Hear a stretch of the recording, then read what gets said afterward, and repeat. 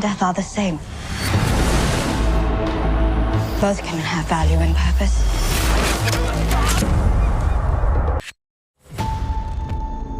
Hear me, my son. I alone will tell you the truth. Death is the only punishment here. This is not where we die. We should be corpses.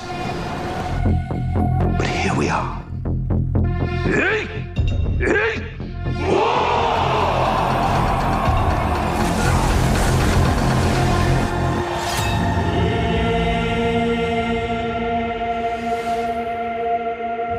All of this is my doing. We should not be seen together. From this day forward, the only words we share will be from others' lips. I ask that my ship and my men be returned to me so that I may leave and not return. Tuesday. もはや戦議は終わったと思ってよいのじゃな。 FX's Shogun. All new Tuesdays. Stream on Hulu. The time has come for us to turn towards Toranaga as an ally. Tuesday. 己の敵の正体が分かっておらぬのじゃ。女は女の苦しみを見過ごせぬもの。生贄となった者たちの命、死を無駄にはせぬぞ。 FX's Shogun. All new Tuesdays.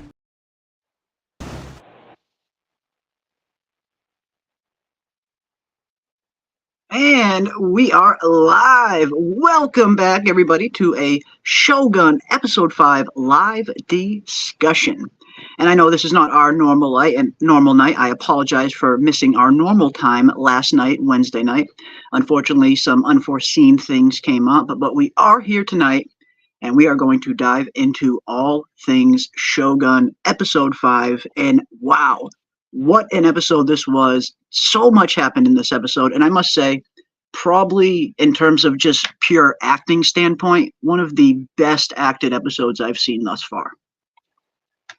Oh yeah, this is it's so hard ranking them, but yeah, we definitely staying in that 8.59 range. Definitely. For me personally, I don't think I've rated an episode lower than a 7 or a 7.5. I think is my lowest rating, but yeah, they're all phenomenal. They've all been great.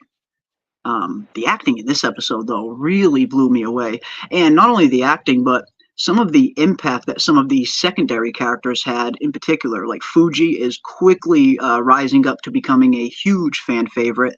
And what about the freaking gardener Ujiro?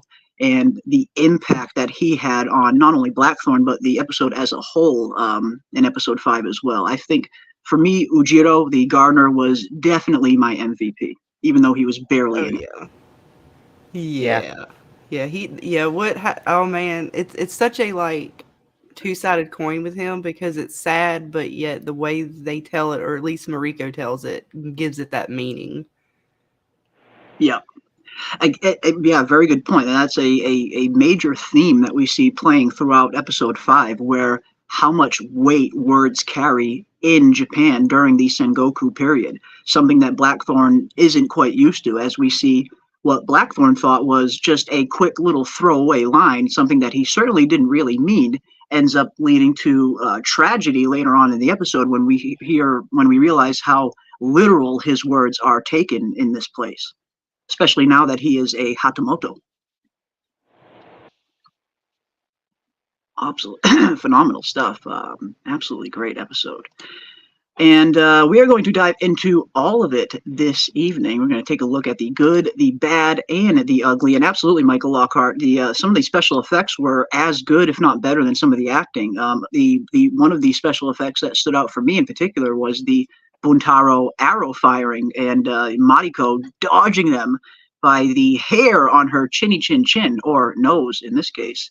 But yeah, we had some good effects in this episode, and the earthquake scene was just freaking awesome. I really enjoyed the earthquake scene. Yeah, that was good. That was scary. Yeah, That was really good. Yeah. I thought we lost him. I thought he was back into the earth. It was hairy there for a minute. It was definitely very a little bit dicey there, and this is where we get one of the kind of slight changes from book to show. Whereas in the book and in the original '80s miniseries, it's not until Blackthorn saves Toranaga from the earthquake that he ends up earning the rank of Hatamoto. Where here on the show, he's already earned that rank before the earthquake even comes around. So small changes here and there, but overall, from what I've read and from what I'm watching, the show is doing a pretty phenomenal adaptation. Oh yeah, this was my favorite episode by far. Without a doubt. Yeah, without a doubt. It's I mean, like Scarlett said, it's so hard to kind of rank the episodes. Every episode is good in its own ways, and each episode has something kind of that stands out, for me anyway. But yeah, this episode, it definitely had some of the best just individual acting performances that we've seen up until this point. But again, every episode is acted out very well. That's one thing I really have been enjoying about this series. The actors and the actresses have been killing their roles from top to bottom. Just great stuff. Oh yeah, and our boy came back, like you said, and Yes. man, I don't know how to feel about him. There's a lot going on with his character. I know we're going to discuss it, but I can't wait till we get into it because there's a lot. Oh, there's so much. It's a good episode, really good.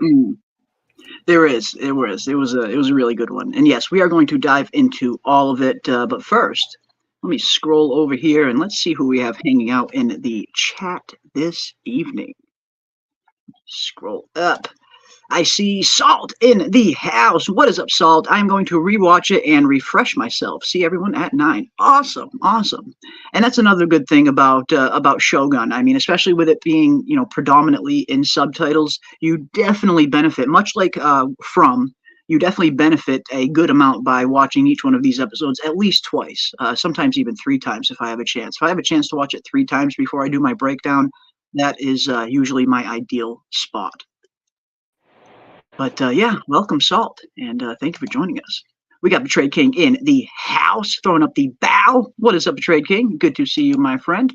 We got Michael Lockhart in the building. Well, I guess the time for politics is at an end. Indeed. The time for politics is ending, and the time for war is fastly approaching. We got Ando in the house. What is up, Ando? Always good to see you, my friend. I haven't seen this show yet, but I wanted to say hello. Well, thank you for popping in and saying hi, my friend. And always appreciate seeing you in the chat. I know Ando is probably super pumped at the House of the Dragon trailers that we got today as well, which we will definitely be breaking down on the channel in the coming days. And I am already fast at work on some trailer breakdowns for the channel. I will probably have my first one out tomorrow morning, and it is going to be a Stark-focused video entirely. And it's been really fun diving into the Cregan Stark lore. I cannot wait for everybody to meet Cregan Stark on the show. Such a good character.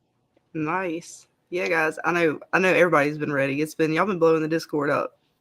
Yes. It's been fun. It has been fun. I certainly wasn't expecting what they were doing. That's for sure. I mean, I think we all knew that a trailer was coming today. That was, they've been hyping up the fact that a trailer was going to be dropping. But little did I know we were getting not one but 2 trailers, and 2 full trailers. Each trailer is right around 1:30 to 2 minutes long each. So they're 2 full trailers, one for Team Black and one for Team Green. And we are going to be doing breakdowns on both, for sure. You get a trailer, and you get a trailer. Everybody gets a trailer. Yeah, you get a dragon. How they did that, though. I liked how they split that up, though. I there's parts of it I really like, and there's parts of it I don't like. I won't get too much into the weeds tonight. We'll save that for our House of the Dragon trailer breakdown stream, but I'm not the biggest fan of the whole Team Black versus Team Green thing in the fandom. When it's fun and it's lighthearted, like a lot of people in our chat have fun with it, but out there in the greater House of the Dragon fandom, I have seen just nothing but just vitriol and hate being thrown from one team to the other. It's really created a schism within the A Song of Ice and Fire fandom that didn't really exist before House of the Dragon came around. So as much as I love House of the Dragon, I'm not a big fan of the whole Team Black versus Team Green thing, personally. Wow, I didn't know it got real like that. Yeah, it's just there's just certain parts of the fandom. Obviously, not here and not a lot of the channels that we kind of hang out and frequent, but in other spaces in the House of the Dragon fandom, it gets really, really dark and just straight up mean. A lot of people just straight up mean to each other over defending their Team Black or their Team Green team. So, not a big fan of the whole Team Black versus Team Green. I know it's a huge theme of the Dance of the Dragons, of course, with Rhaenyra versus Aegon. But I'm not a big fan of the show leaning into the Team Black versus Team Green thing. I feel like it's brought a lot more negativity to the fandom than it has positivity. Yeah, you already know where I stand. I'm Team Dragon. I'm Team Dragon and Team Small Folk. That's where I'm at. And slightly Team Damon. I mean, I gotta Well, I support my mean, boy Damon. he's so, especially in the show, man. Yeah, definitely. But yeah, we'll break down all of that on our House of the Dragon stream. And of course, be on the lookout tomorrow morning. I will be diving into a House Stark Season 2 House of the Dragon video that will be up on the channel as well. So yeah, be on the lookout for that. We got a lot of House of the Dragon content to look forward to on top of all of the awesome Shogun content that we have. We still have a whole second half of Shogun. I mean, we're only halfway through the season. We still got 5 episodes to look forward to. So it looks like we're going to have a lot of fun content to discuss over the next few weeks and months. So I'm looking forward to it. Should be fun. It should be fun. I see Snuggy Jr. in the house as well. What is up, Snuggy Jr.? Good to see you, my friend. See Michael Lockhart in the chat. Good evening, everyone. Good evening to you as well. Everyone, be honest. Who missed Blackthorn's joke at dinner? I loved it. Maybe I caught it because I come from not a sailor family, but both of my grandfathers served in the Navy, so I'm a little familiar with certain things like that. But if you're referring to my war stories are all full of holes joke, old sailor joke, that was absolutely hilarious. Maybe not everybody caught it, but if you know anything about sailing and the Navy and stuff like that, it definitely stood out. It stood out to me as well, Michael. That was a really fun. It was a fun tidbit there. My war stories are all full of holes. Good stuff. Waka waka. Waka waka. We got FM Honey in the house. What is up, FM Honey? Good to see you as well. Hope you all have been well. I am at episode 3, so I need to catch up before I join in on the discussion. Hopefully, I'll join in on the next one. Take care, everyone. Well, that is awesome, FM Honey. I am super glad that you are getting into the show, and I hope you're enjoying it. 3 episodes in, and I don't know if you're still in the chat, but if you watch this on the replay later on, definitely let me know how you're enjoying the show up until this point. But I'm glad you're getting into it. It's nice to see more of our awesome Frumley getting into Shogun, because it really is a great show to watch while we wait for House of the Dragon and for From to come back around. Came around at the perfect time, Shogun did. We got Star in the house. What is up, Star? Good to see you as well. We got Henry Bemis in the chat. What is up, Henry Bemis? We got Buddha Cafe as well. What is up, Buddha Cafe? Good to see you, my friend. Welcome to everybody on this fine, fine Thursday evening. And I appreciate everybody joining us. Jeremy, are you reading ahead at all? I'm trying not to. I am so tempted to kind of just skip forward a little bit ahead, but I am trying really hard not to read too far ahead. I do know certain things, how the story is going to end, just vaguely from the 80s miniseries. I haven't seen it in forever, but I vaguely remember how a few of the characters' stories end. So I do know a little bit of what is going to be coming, but I'm trying not to read too far ahead, because I do like being surprised every once in a while. So often I watch shows where I already know so much about the source material. So here it's nice to be surprised for a change. So I'm trying not to go too far ahead. What about you guys? You guys plan on reading the book after the show? I'm going to try to find the audiobook and read that. I think you put one out, so I'm going to attempt that, because I can do that while I clean. Same, but I spoiled it for myself because I found a really good YouTube documentary on the 1981 miniseries that I put in the Discord, and you guys should check it out, whether it be after the show or at some point. It really went into detail about the filming, and I had no idea that show was actually filmed in Japan, that miniseries. and what they did and how they did the sets. It's different from this show, but just as much care and detail went into the 1981 miniseries as they did with this one. And it's just such an interesting documentary to watch about the making of the miniseries. So I kind of spoiled it for myself because I didn't want to not watch it because it was so good. So now I know things and I could kick myself. But it was just such a good documentary that you guys should definitely check it out once the show is done. Or if you don't mind spoiling things for yourself, watch it. But it's really good. Oh, awesome. And I really do enjoy content like that. And whenever I find a show or a movie that I really enjoy, whenever I'm done watching it, one of the first things I look for online is behind the scenes content, documentaries on the filming of the TV series or the movie, whatever it happens to be. So I love behind the scenes content like that. I'll definitely be checking it out after the series. And the behind the scenes content that we've been getting for this Shogun series has been really good as well. They really dive deep into how deep they went on authenticity and really bringing this show to life in, spectacular fashion, I would say. But yeah, I'll definitely be watching that after the series for sure. For sure. We got Sanganista J in the house. What is up, my friend? Good to see you as well. Buddha Cafe says, can you explain Team Black and Team Green? Don't get it. I'm not up to speed as I was on the other side of the world. Basically, the Team Black versus Team Green thing is from the Fire and Blood book, and it's basically one of the premises for the Dance of the Dragons.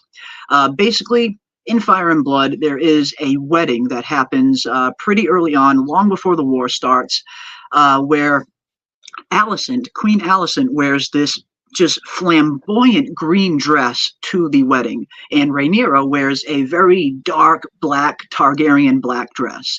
And it kind of, from that point forward, everyone who was on Alicent and Aegon's side are referred to as the Greens. And everyone that is on Rhaenyra's side, fighting for Rhaenyra, they're referred to as the Blacks. So that's basically where the Team Black versus Team Green thing kind of came about. It's not a huge thing in the books. They refer to the Blacks, or they refer to Rhaenyra's side and Alicent's side as the Blacks or the Greens a few times. So I'm totally cool with the show kind of diving into it. I knew that would be a big part of the show, the Team Black versus Team Green thing. What I didn't expect was the fandom taking it into kind of a dark area every once in a while, where you see some real vitriol being thrown from Team Black to Team Green and vice versa. So I try to stay away from the whole Team Black versus Team Green thing. I'm neither. I'm Team Dragon. I'm Team Small Folk. And again, earlier, a little bit of Team Daemon, but that's basically where the Team Black versus Team Green thing comes from. The two sides of the war. Based on dresses. That's crazy. Yeah, pretty crazy. And speaking of crazy, we got Crazy Mad in the house. What is up, Crazy Mad? Good to see you as well, my friend. Welcome. I hope you are enjoying a nice homemade plate of lasagna as we speak. None of that my lasagna nemesis. They've been firing it off in Twitter this evening. It's heating up, huh? Yeah, oh yeah. Ooh, it is heating up. I didn't even say hi to him tonight. Oh, Oof, the shade is being thrown already. I love it. Michael says they've deviated just enough that you think, why did they leave this out? Yeah, and absolutely. Like I said, just from the stuff that I've read and from what I've seen on the show up till this point, they are leaving some things out. They're condensing some things down that are a little bit drawn out, a little bit more in the books. And I totally understand. I mean, when you have a 1,300-page book, which is a substantial page count, and only 10 episodes to tell that story, unfortunately, some things are going to get condensed. Some things are going to get cut out entirely. Some events are going to change and get swapped out. But overall, if a show can remain faithful to the overall feel of the source material, then it's a successful adaptation, in my opinion, personally, as a fan. I know that varies from fan to fan, which is totally natural. But for me, I don't mind some changes here and there as long as the overall feel of the show remains true to the source material, similar to what we're seeing in House of the Dragon. House of the Dragon, of course, has source material, but it doesn't have a whole lot of source material. A lot of the book is third-party narrations from people that are telling the story 100 years after the war even happened. So we don't really get any first-hand accounts or anything like that. A lot of the story that we get in Fire and Blood that House of the Dragon is based on is kind of told from the unreliable narrator standpoint. So the show is definitely going to have to go off on their own tangents at some point and fill in some of the in-betweens. There's practically no dialogue in Fire and Blood. There's very, very little dialogue. So a lot of the dialogue on the show is going to be made up by Ryan Condal and the writing team, which they did a phenomenal job with in season 1. And I guess it really helps having a showrunner like Ryan Condal, who is a massive fan of George R.R. Martin's A Song of Ice and Fire, and he knows Fire and Blood and the main A Song of Ice and Fire series as good as any fan out there. So it's nice when you have a true fan in charge of being a showrunner on one of these shows. You can really see the difference between something like this and something like how Rings of Power came out, or how The Witcher came out, where the showrunners clearly weren't big fans of the source material. But House of the Dragon has that going for them, thankfully. Thankfully. Let's see who else we got. Let me scroll down. I think I see everybody. If I did miss anybody, I am terribly sorry. I do see Patchwork. What is up, Patchwork Pictures? Good to see you, my friend. I think and hope the shortening events from the novel allows for the important thing that the novel skipped through. Interesting. Interesting. Yeah, it's always kind of interesting to see, what a show changes, what stays the same, what they tweak a little bit, and even small things to like name changes, where in the book, something very small of Yabu's name, he's referred to Yabu in the book, where on the show it's Yabushiki. So we see some name changes throughout and some small stuff like that, but yeah, overall, I've been enjoying the adaptation up until this point. I think it's been pretty good. Poor Yabushiki. He just don't catch a break. He don't deserve one, but yeah, Toranaga got his number. That's what happens when you play the fence. Indeed, it's you can only play the fence for so long before you end up getting impaled by it. Pretty much. Yeah. But I which has always been fighting over clothes, green, black. It's crazy, man. I just love how, like you said, Toranaga had his number. He was like, yeah, I've been watching you. I've been seeing what you're doing. You think you and your nephew have been having any influence over my son? Like, I'm watching you. I love that whole interaction with them. Yeah, and even Yabushiki says, as usual, you see through everything, when he kind of sucks up to him a little bit there. And it's always funny listening to Toranaga kind of probe Yabushiki, where he clearly knows that Yabushiki is not 100% on his side. He clearly knows he's playing both sides, yet he still gives him just enough room to kind of hang himself with. So Toranaga's playing it beautifully. I think he's got him right where he wants it. Oh yeah, and then he totally tells him, or he's like, oh, you want me to punish my nephew and all that kind of stuff, like he's trying to suck up to him. And then he's like, oh, why would you ever do that? He was smart. He let his enemies right to us. Like, it doesn't matter what Yama tries to do. It's like, he just knows, like, no, I'm going to be able to flip it on you because you're not as smart as you think you are.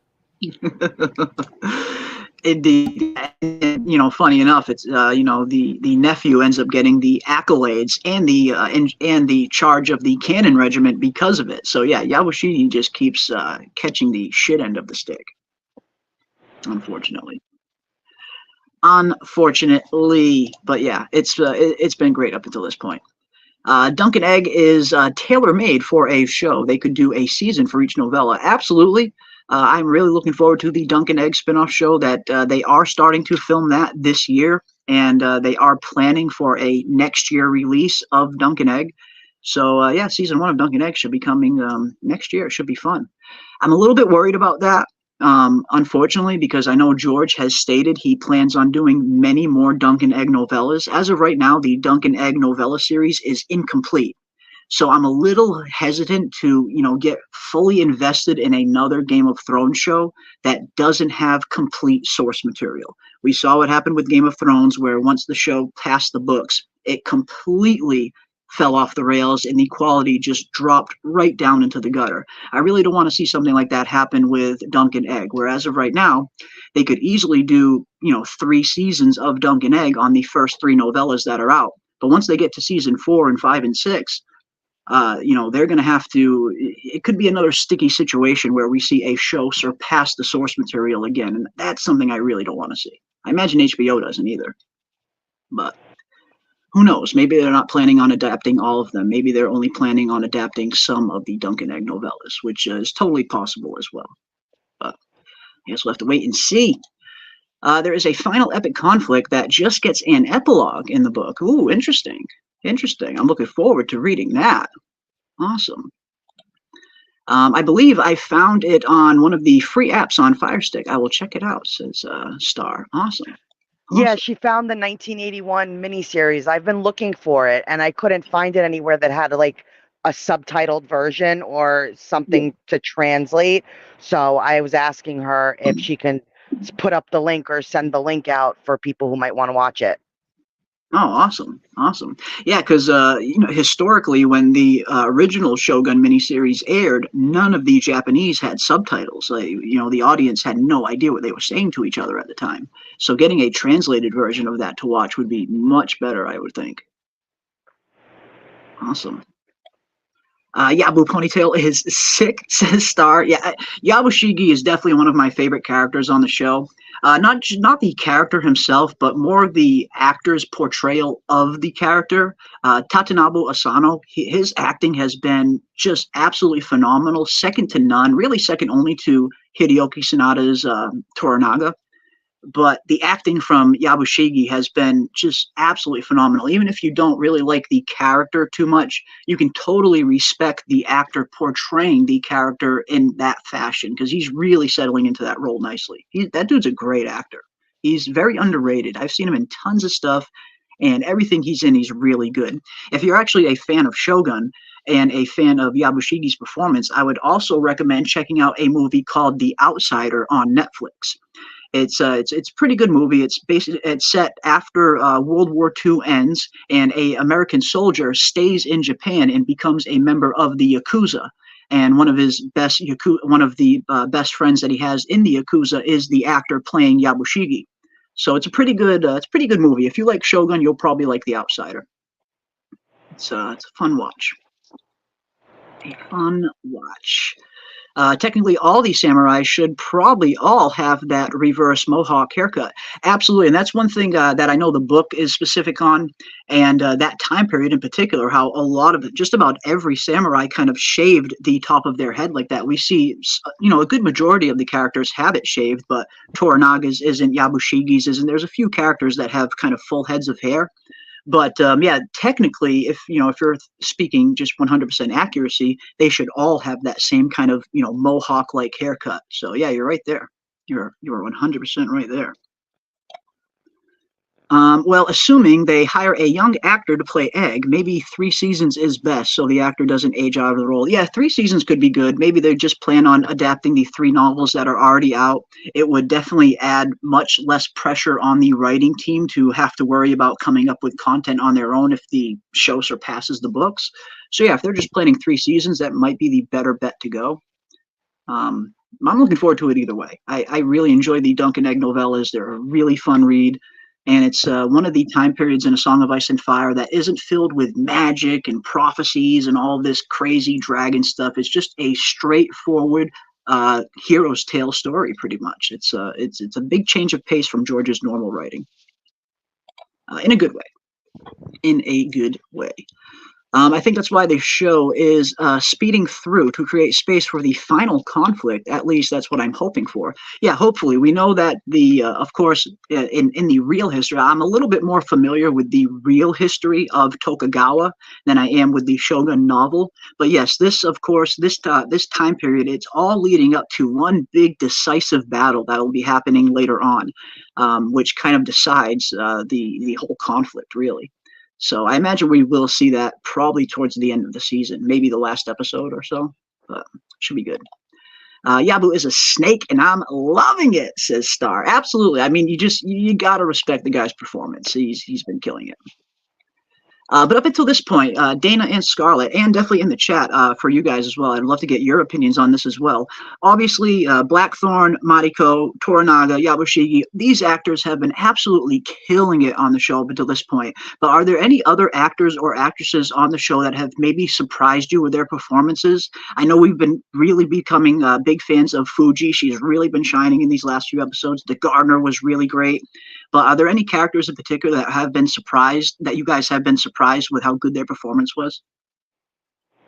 I mean, surprised? I don't know about surprised, but I am loving Fuji. I mean, I like how she is really now starting to show her strength, and oh, I can't wait. I mean, I don't know what's coming up. I've seen some little previews and stuff. So yeah, she's definitely one I'm looking out for. And then, what is it? The lady that to the air, the little boy. Oh, she's dangerous. I'm really looking forward to what she's gonna do. She's giving me some Cersei vibes. Ooh. You know, because she wants the council to like bow to her. So yeah, I can't wait to see what she's gonna do. Yeah, Ochiba, she is going to be a very interesting addition to the mix from here on out. So yeah, that's a really good pick. What about you, Dana? Any characters that are surprising you? Secondary characters that you're really enjoying? Mariko's husband. Ooh, okay. I thought he was a little bland in the beginning because I really just thought he was just that typical I'm just going to be an asshole kind of character. But seeing him at dinner with Blackthorn and the interaction that they had, and just that moment when Blackthorn was chasing him down, and even though as much as I don't think he wanted to, he respected the moment he was in being in public, and how he basically like bowed to him and was like, I apologize for disturbing your home. Just that whole dinner scene really changed my outlook of him. I still don't like him, but I saw just so much more in his character. Like hearing Mariko's history and where the resentment comes from, and just a little more of, he is just that stern, like samurai whose stories are for children, and like how he was speaking on heroism and everything. It really changed my view of him. I still don't like him, but I am starting to like him a little more in the role he's playing, if that makes sense. No, absolutely, 100%. And that's actually a phenomenal pick, because I'm actually really enjoying his performance as well, especially in this episode where, yes, we see, and later on when we see the big reveal of Mariko's past and we find out what really happened, the big tragedy in her past that she's been kind of carrying with her this whole time. And we see the kind of nuances between the marriage between Mariko and Buntaro, how he is essentially ordering her to stay alive, where she essentially wants to kill herself to honor her family. So you totally start to see a totally different aspect of that marriage, and you start to see Buntaro's side of things a little bit more than we did prior. And even with that scene between him and Blackthorn later on in the courtyard, after he kind of disrupts the Wa within Blackthorn's household, and even while he's, very much inebriated with all the sake that he drank, he still kind of has the presence of mind to realize that he disrupted the peace within his home, and kind of is, bowing to him and asking forgiveness in this moment, even if the look on his face at the end was totally mean mugging him. Like there's that's going to pop off later, but you do see a totally different side of Buntaro in this episode. You see him in a different light, basically. And I enjoyed it. I definitely enjoyed it. It was good scenes. All the acting has been great. Michael Lockout says Kiku and Fuji. Awesome picks. Yeah, we haven't seen a whole lot from Kiku yet, but I imagine we're going to start to see a little bit more from her in the future. We see her, of course, whispering into the ear of Yabushigi's nephew, which unfortunately totally led to the death of Jozen and the war kind of officially starting. So I'm looking forward to seeing what Kiku does in the future as well. But yeah, Kiku and Fuji, two great picks. Fuji was my favorite from the books. Awesome. Yeah, Fuji is she's been becoming a heavy fan favorite, it seems, in all of the comment sections on not only my videos but all of the FX Shogun videos that they put out. So many people are in the comment sections just praising Fuji's performance, and she's been great. Yeah.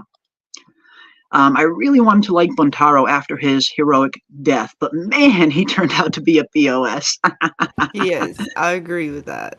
I mean, I feel what y'all trying to say about his character, and yes, the guy's playing an awesome, like, as far as the guy that's playing the role, he's doing a phenomenal acting job, but dude rubs me the wrong way. Even with the story, like, so you're gonna make her, Mariko, basically, like, just torture herself for the rest of her life.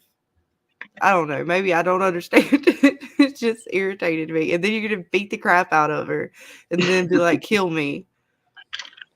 Yeah, no. Sake. Too much sake. No, you can't blame it on the sake. You can't blame it on the alcohol, man. No. Yeah, always blame it on the booze. I mean, you can't shoot a bow and arrow like that and then blame it on the sake. No. No. It's, no. Something else may have been involved with that, but it wasn't the sake.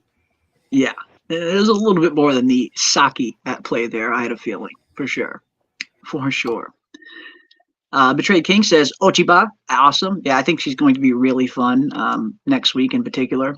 It's constantly noted in the book, Michael. It's an acronym, of course. Interesting. Lady Ochiba, another pick for Lady Ochiba. Dana Marie is the Chiba of lasagna, says Crazy Man. Oof.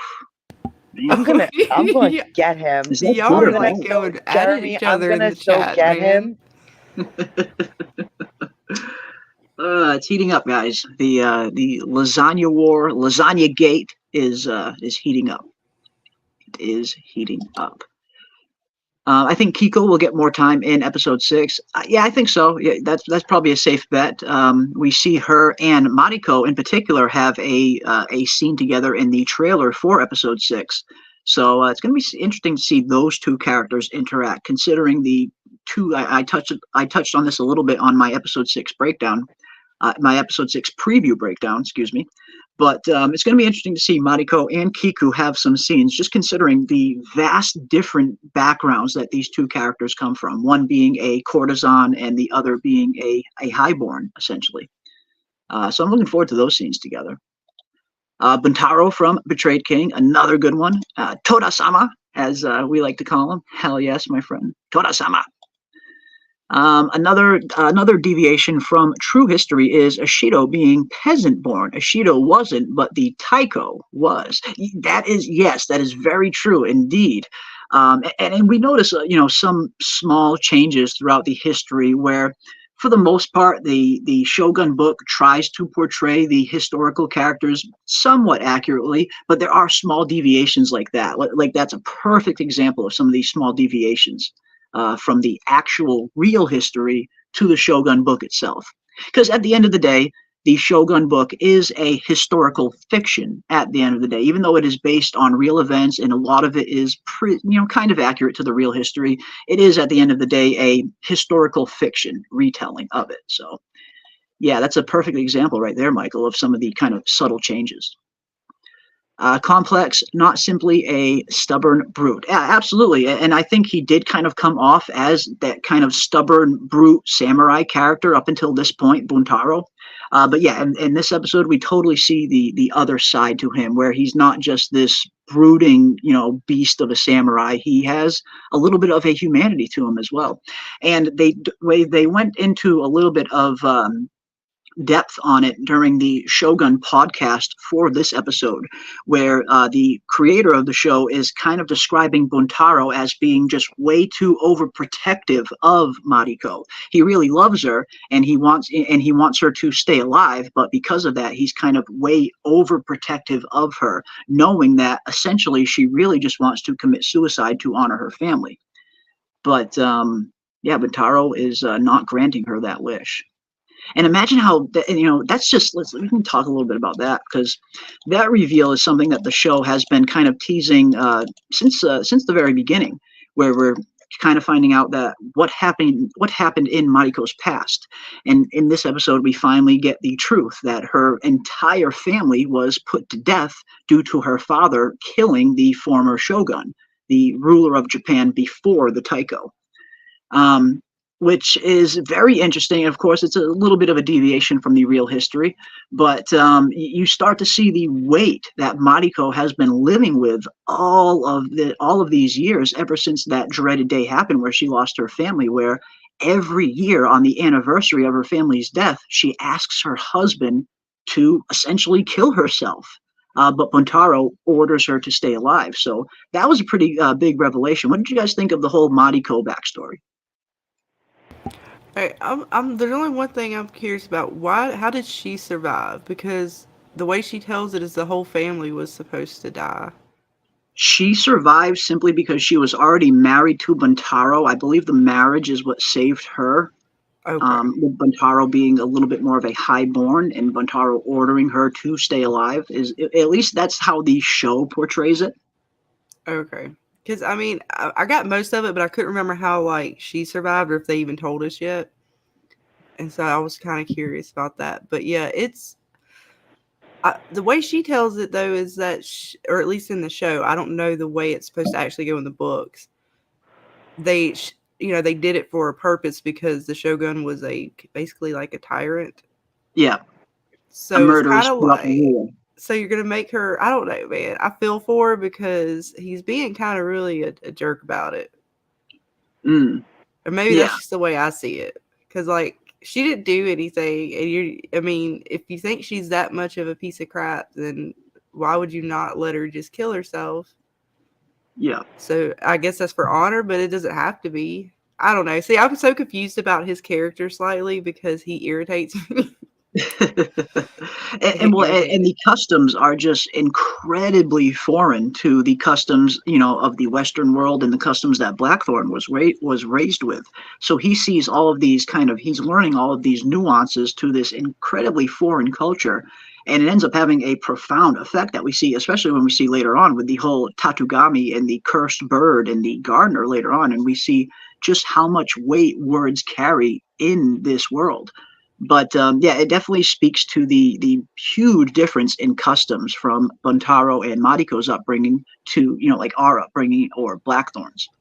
But even how like Blackthorn later when they're talking after the night of Saki, and he's basically like, you want to die to honor your father, but you want to live despite your husband. Your life has more meaning than that. That's why I'm like, I slightly get frustrated with, like, I get where she's coming from, but it's just like, oh man, you're living with so much guilt that you don't deserve.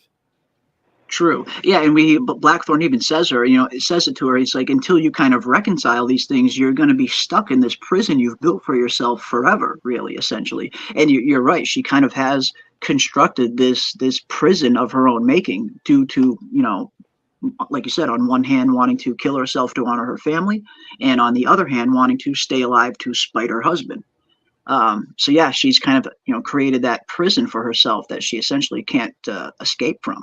It reminds us of the Eightfold Fence too, and that really hit in this episode even more than it did when she first when they first brought it up. I thought it hit, and then this episode, I was like almost in tears. I was like, oh man! And then with her backstory too, that's some heavy words, to say the least. It was some heavy stuff. Same way her husband kind of essentially saved her from having to kill herself.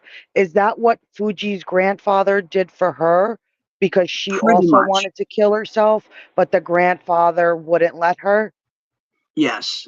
And in the original, it was similar, where after Fuji loses her husband and her son, she spends a good deal of time asking for permission to kill herself, which she is constantly denied. So it's a similar situation there. But Fuji eventually kind of comes out of her depression in large part thanks to the friendship she develops with Blackthorn. And I get the sense we're going to start seeing that develop here. So I feel like we're already starting to see that develop with Blackthorn and Fuji really starting to become not romantically involved, but they're definitely forming a kind of friendship, more of a sister, brother-sister friendship more than romantic. But they're definitely forming that connection you can start to see. Oh, when he Oh, went to yeah. her after the earthquake I and like know. found her, I was just like, I was like, this is gonna be like, because she just looked at him, and they were both thankful to see each other in their own way. Mm-hmm. Yeah. And I just Yeah, thought that was such a touching moment between the two of them. It was a really good scene, and like you said, it's a touching moment because Blackthorn's running back to his house, and it seems like the first thing he goes to check on is Fuji, and he sees that she is indeed injured, and he runs right up to her, wants to see if she's okay. So yeah, that friendship, that connection is already starting to develop there between Fuji and Blackthorn. Indeed.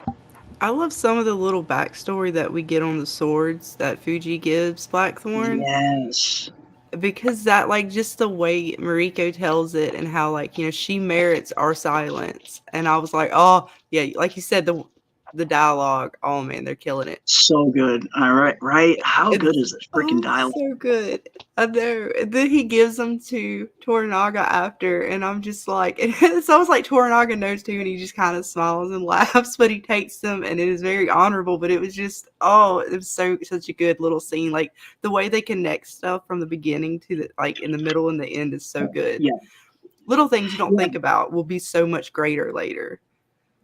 Yeah, that's very true. And like little details that you might even really forget that happened 2-3 episodes prior. They kind of, like you said, you get a good callback to them in current episodes, and you're like, okay, they're really setting up things early on and paying them off beautifully later. And yeah, the swords, I think, is a really perfect example of that. Like you said, Blackthorn kind of finds out that the swords are essentially worthless, but Mariko and everybody else, they keep up with this ruse in order to protect Fuji. But later on in the episode here, when Toranaga loses his own swords and Blackthorn kind of gifts his swords to Toranaga, he's essentially giving these swords a new worth that they never had before. So again, it's, the intention behind things really gives things weight in this place. Words, gifts, everything. It's really the intention of something that really gives something meaning that we're seeing in this episode. And I did like that theme. I did enjoy that theme. That was very, like I said, the words that the dialogue in this episode, I mean, they're all, I don't know how I'm going to rate any episode at this point. For me, they're just all 8s, 8s and 9s. They're all good, man. They are always, they really are. It's been a phenomenal season. Not really the person Mariko is based on is really the daughter of Akachi, who betrayed Oda Nobunaga, who was nearly shogun. Then the Taiko took Oda's place. Yeah, Oda Nobunaga, the Taiko, in the real history, the Taiko was Hideyoshi.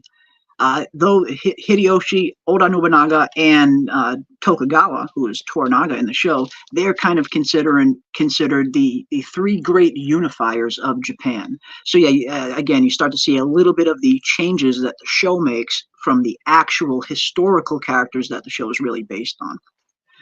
Welcome, Alexandra McCarthy. Welcome, welcome, welcome. Awesome to have you here. Hope you guys are enjoying the show.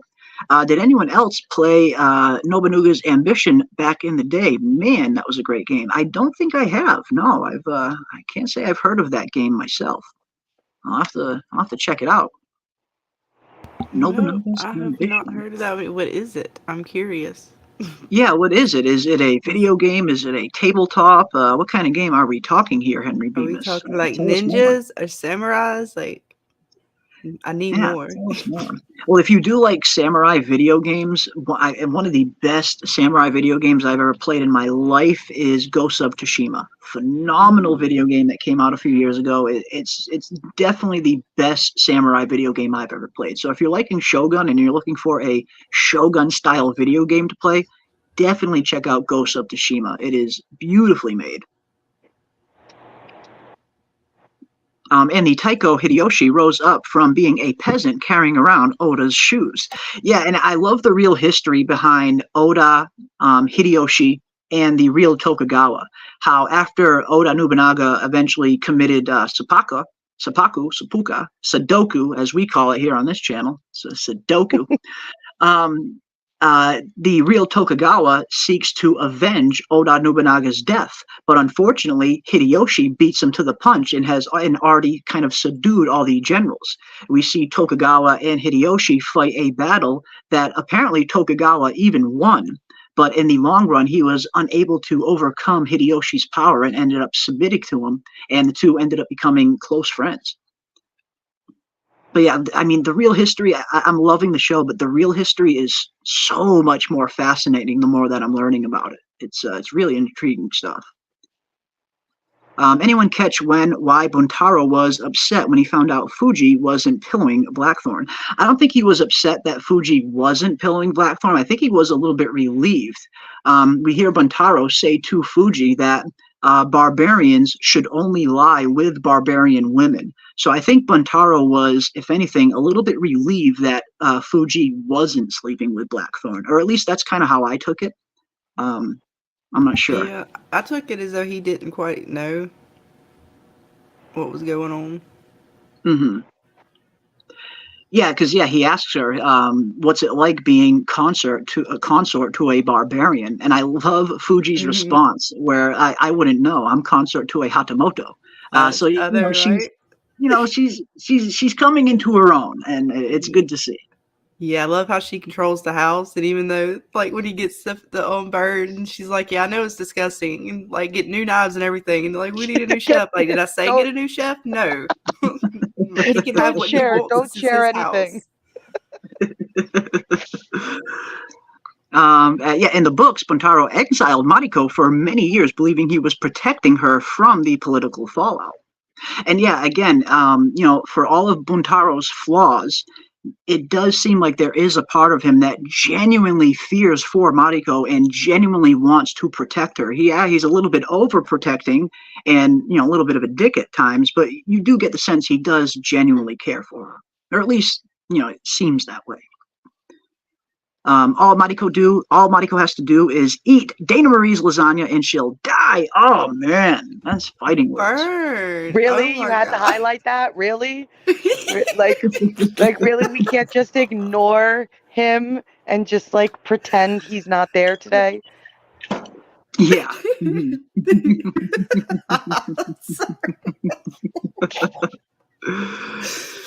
I didn't think he was upset. I got the impression he was disgusted at the concept of Fuji having to. I definitely think that was an aspect of it as well, because one of the first things he asked Fuji is, "Does he make you pillow?" So I think the thought of Fuji sleeping with Blackthorn definitely disgusts Buntaro, and that's why I think we hear him say that barbarian men should only sleep with barbarian women. The thought of Fuji sleeping with Blackthorn probably disgusts him a little bit, especially considering Fuji is his niece. Fuji and Buntaro are niece and uncle at the end of the day, so they are family. Yeah, that's right, because she mentions that in this episode. Mm-hmm.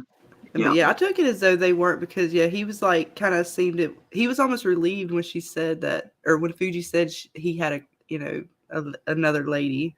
Prefers the company of other women. Yeah. Little does he know.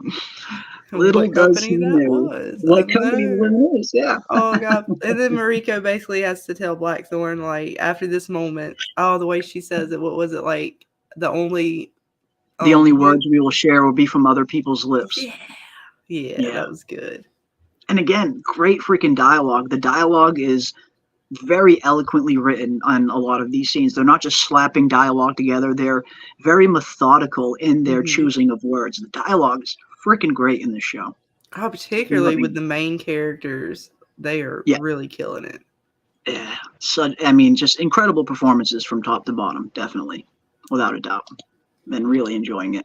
And I love the end. Even after Blackthorn goes to see Fuji, and then he still like has in his heart to go put the rock that the gardener had put up. It's like, I'm sorry. There's so many little details in the show. I love when shows do that though. That really makes it better. That's my favorite scene of the entire episode. Actually, it's a split second, and I mentioned it in my episode 5 breakdown, but I really think the gardener, along with Fuji, but I do think the gardener was the MVP of this episode entirely. Now, when I think of an MVP of an episode or a standout performance in an episode, for me, it's not always how much screen time a person has, more of the impact a character has on our core characters. And I think the gardener is a perfect example of this, where he really had such a profound impact on Blackthorn, not only realizing that Blackthorn caused his death, did cause his death, but with Blackthorn finally coming to the realization of how much weight his own words carry now that he is a Hatamoto and, master of his own household, and how his word is essentially law within his household. Now, he does that one quick little throwaway line saying, "Nobody touch the bird or die," totally thinking nothing of it. Never in a million years did he think that would actually end up leading to someone's death. So the profound impact that the gardener has on Blackthorn and on the episode as a whole is a reason why I kind of think he was the standout character for me. Like, again, we didn't really see much of him. He has probably 2-3 minutes of screen time at best. But the impact that the character has on our core characters, Blackthorn in particular, was incredibly profound. That whole situation was incredibly unfortunate, but 100% agree with you, Scarlett. This scene here at the end, once he's finally realized the gravity of his own words, and he finally realized that he essentially killed this gardener over a dirty freaking pheasant, I love how he takes the time to kind of clear out the garden and stand the rock back up again. His way of kind of honoring the gardener's sacrifice. That was a great scene. Mm-hmm. And what was it? I'm trying to remember the words that the gardener used earlier in the episode when he put the rock up and was saying, a garden is just a place to grow without a rock. Or Without a something rock. like that. Exactly, yeah. Without a rock, a garden is just a place for growing. And that gardener just had such a cool vibe to him. Like, that's a dude that I would want to sit and have a drink with. Oh, and he saved our spy. I mean, he didn't mean to, but inadvertently, he saved our spy. Because I told you I was worried about our spy. I was like, man, what are they going to do? Because they're going to catch you at some point. They're going to start going house to house. And they did. Yep. I was like, oh, God. I still think that, like, Yaba, in the back of my mind, I think he knows that this isn't the spy, but he can't do nothing because it's like, what are you going to do? Yeah, I could be reading that wrong. Yeah, I'm not sure. I wasn't 100% sure on that.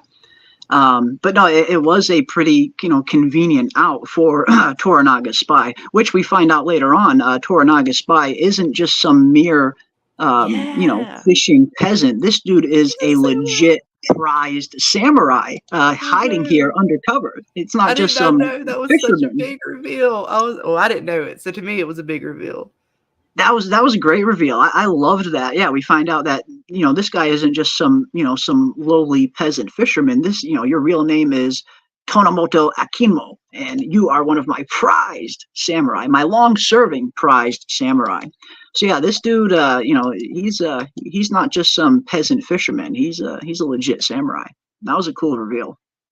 He's doing good because the way he's playing his character, and I don't mean just like the actor is playing the character, but I mean the character itself is playing like the peasant, just he plays it so well. Like, yes. I would have never known he was like a samurai, dude. I know. Just like from the way he walks, his mannerisms, like he even walks like a peasant would in that time period, not like a samurai. He's hunched over. Yes, yeah, he's all hunched over all the time and shit. It's good. Phenomenal acting all around. We're just going to see him get up and like stand up straight one day and just like mow down like 20 people and then just like go back to walking. Right? Like, yes. all hunched over. That wasn't me. That would be That awesome. Wasn't me. The samurai came and he left. Yeah, he went that way. Also, I forgot, when Toranaga names Blackthorn Hatamoto, he also makes Blackthorn a official samurai. Yeah, and I guess that's another one of the kind of small changes from book to show, whereas Blackthorn doesn't seem to earn that rank until after he saves Toranaga from the earthquake, whereas on the show he got that rank a little bit earlier. It comes down to Blackthorn not realizing that as a Hatamoto, he is essentially as powerful and has as much authority as Mariko or Hiramatsu, and no one can disobey a lawful order from a Hatamoto. And yeah, Blackthorn finally comes to that realization here in this episode that yeah, his words, really they command weight, and he's actually got rank here now. He's not just some lowly pilot anymore. He's got an actual rank that is actually respectable, and he's one of Toranaga's highest ranking Hatamoto at this point. And you see on Blackthorn later on when he finally realizes, here in this scene when he's talking to Toranaga, he kind of finally realizes just how much weight his words carry now that he is in this position where he finds out, like, holy crap, I was the one who killed the gardener. This was my fault. This was nobody's fault but mine. And of course, it just goes back to Blackthorn not fully understanding the customs and the ways that things are here in the Japanese Sengoku period. It's a bloody time, and words carry weight, and that's something Blackthorn had to learn the hard way. Yeah, it's his word becomes law. Like it's not just it's the simple fact that even the littlest words could have such a big impact, and you have to take such care, and it just shows that he needs to learn more about the language, and because it's every word's going to be taken as such. Mm-hmm. Yep. Yeah, he doesn't realize how after the bird, like they literally thought, like, okay, you said if somebody touches the bird, it means death.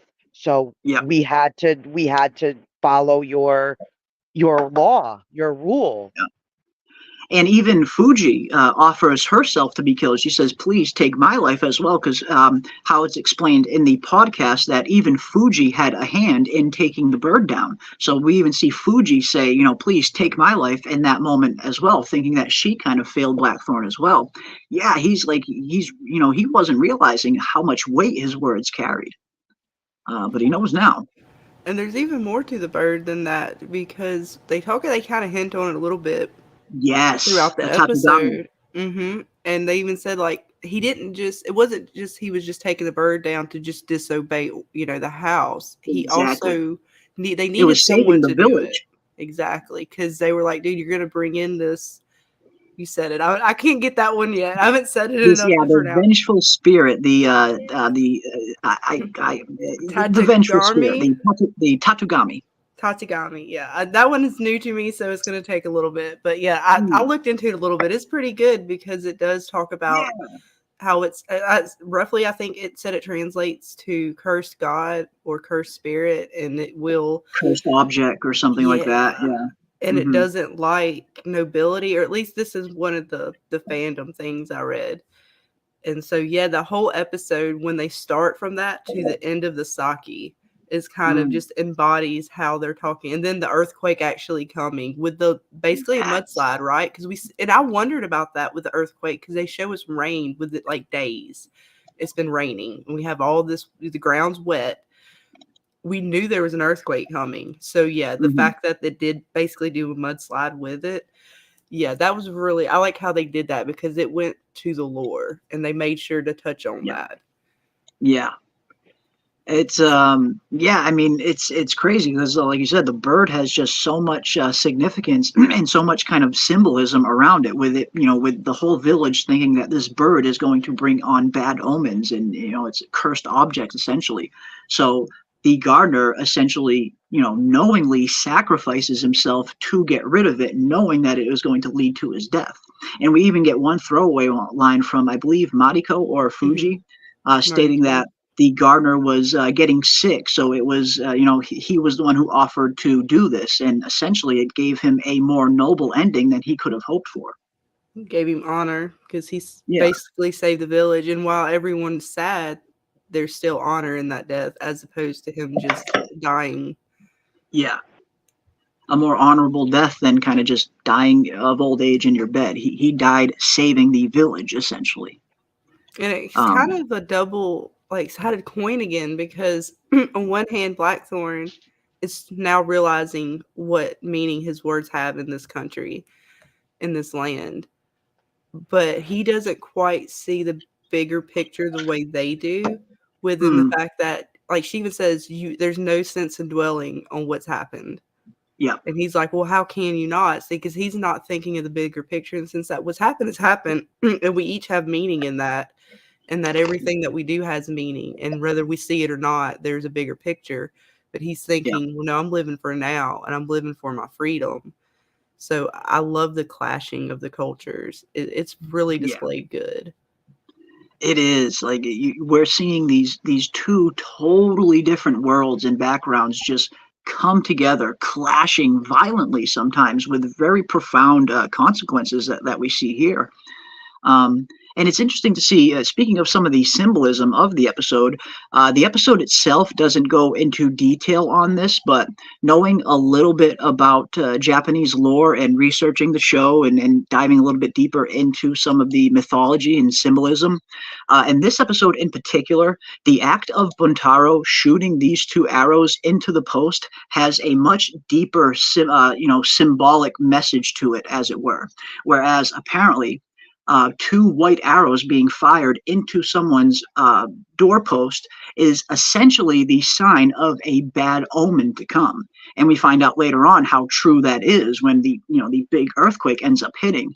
So I really love the symbolism in this episode as well, not only with the vengeful Tatugami, with the bird becoming a cursed object, but also with the two arrows here essentially spelling a bad omen of things to come, simply by Buntaro shooting them into the post. So I really love the symbolism on this episode. Oh, yeah. And I wonder if Blackthorn's boasting was part of why he kind of went to that step. Like, it's almost like he got super angry after they did that. It was a super sign of disrespect when he was like, oh, tell me of your war stories. And I think old evil demon thing decided to say, hey, I don't like that. Yeah. I don't know. I love the side of it to possibly play into it.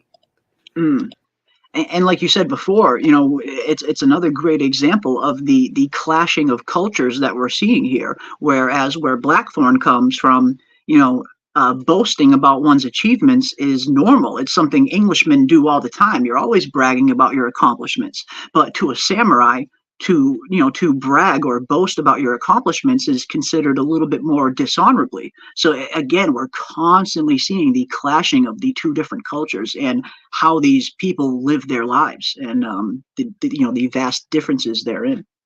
And I think it's not just that it's dishonorable, but that it could even invoke bad omens or spirits.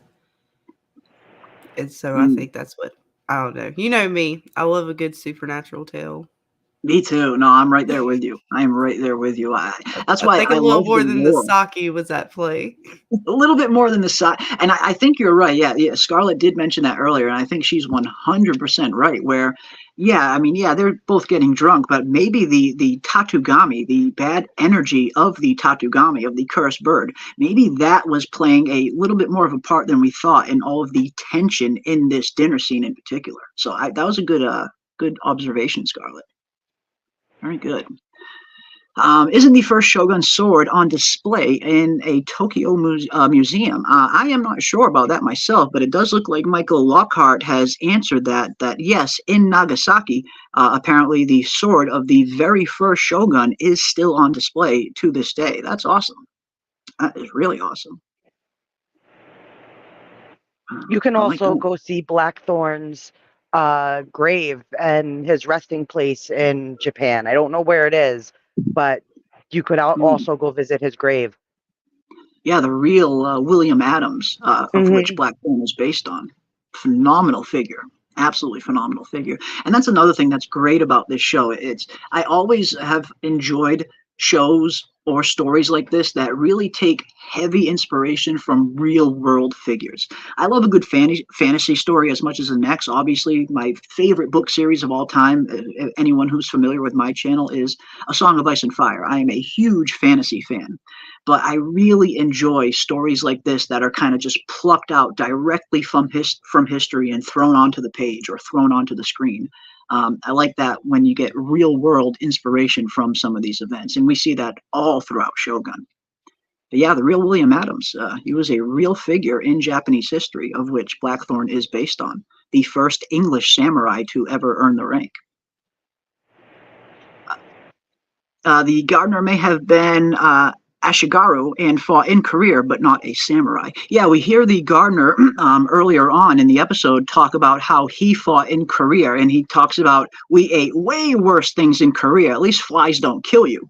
Talking about the silkworms that he used to eat when he was in Korea. So yeah, he was a soldier, apparently. He was the gardener was a soldier.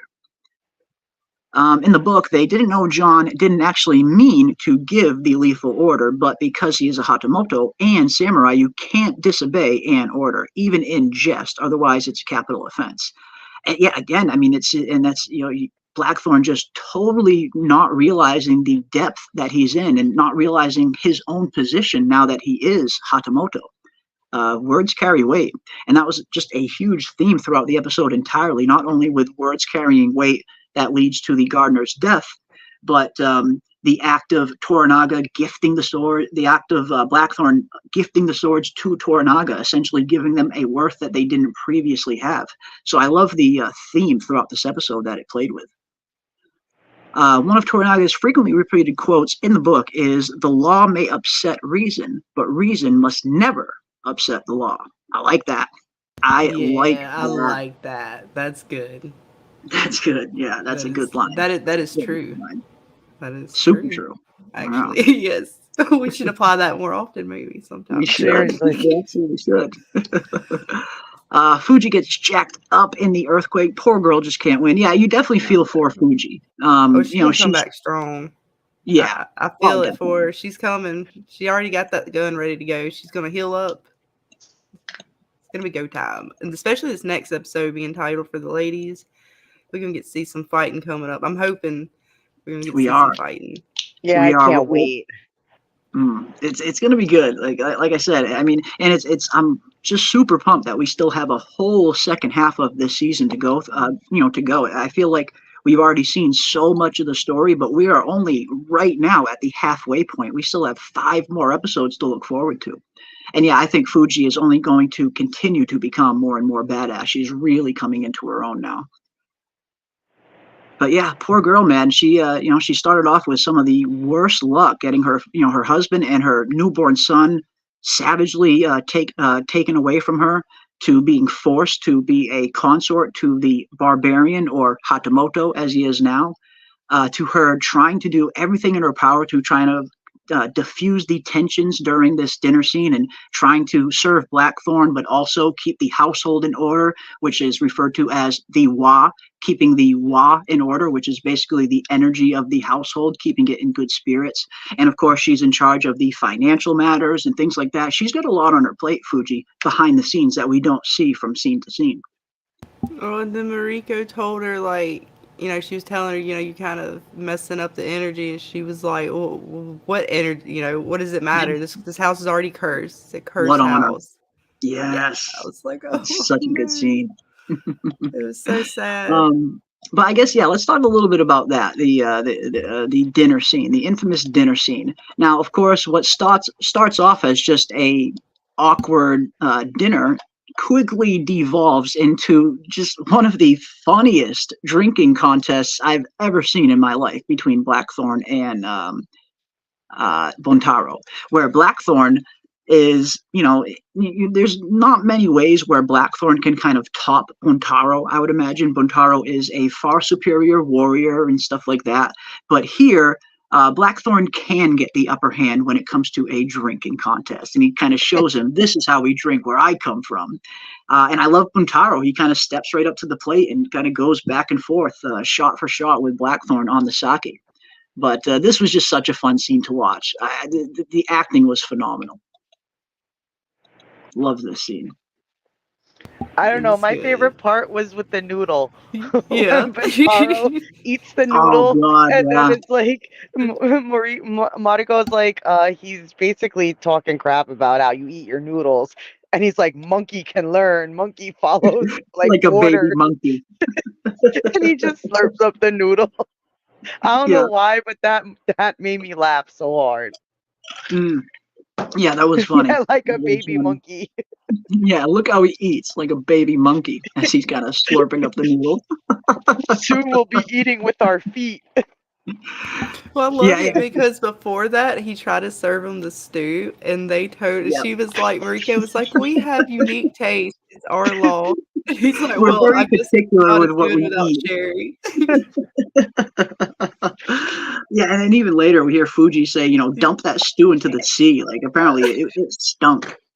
Oh my god, I Rabbit was so stew, mad. good old English rabbit stew. They She was think like, he get is it just out the of the most house disgusting now. barbarian ever. That was good. That was really good. The law is the foundation of their society and must be uniformly enforced no matter the context. The law is the rock in the garden which grounds everything. Without foundation, society collapse. And yeah, it's super brutal at times, but you can kind of appreciate the elegance of the structure that was in place during the Sengoku period of Japan, where yes, it's super brutal at times, and words carry much more meaning here than they do, in other parts of the world. But on one level, you can kind of understand and even respect the discipline that all of these people have, knowing that they're living under these kind of harsh, intense laws. The discipline for a lot of these people must have been just off the charts in terms of having patience and things like that, and just being able to survive from day to day. Much different from nowadays, that's for sure. Much different.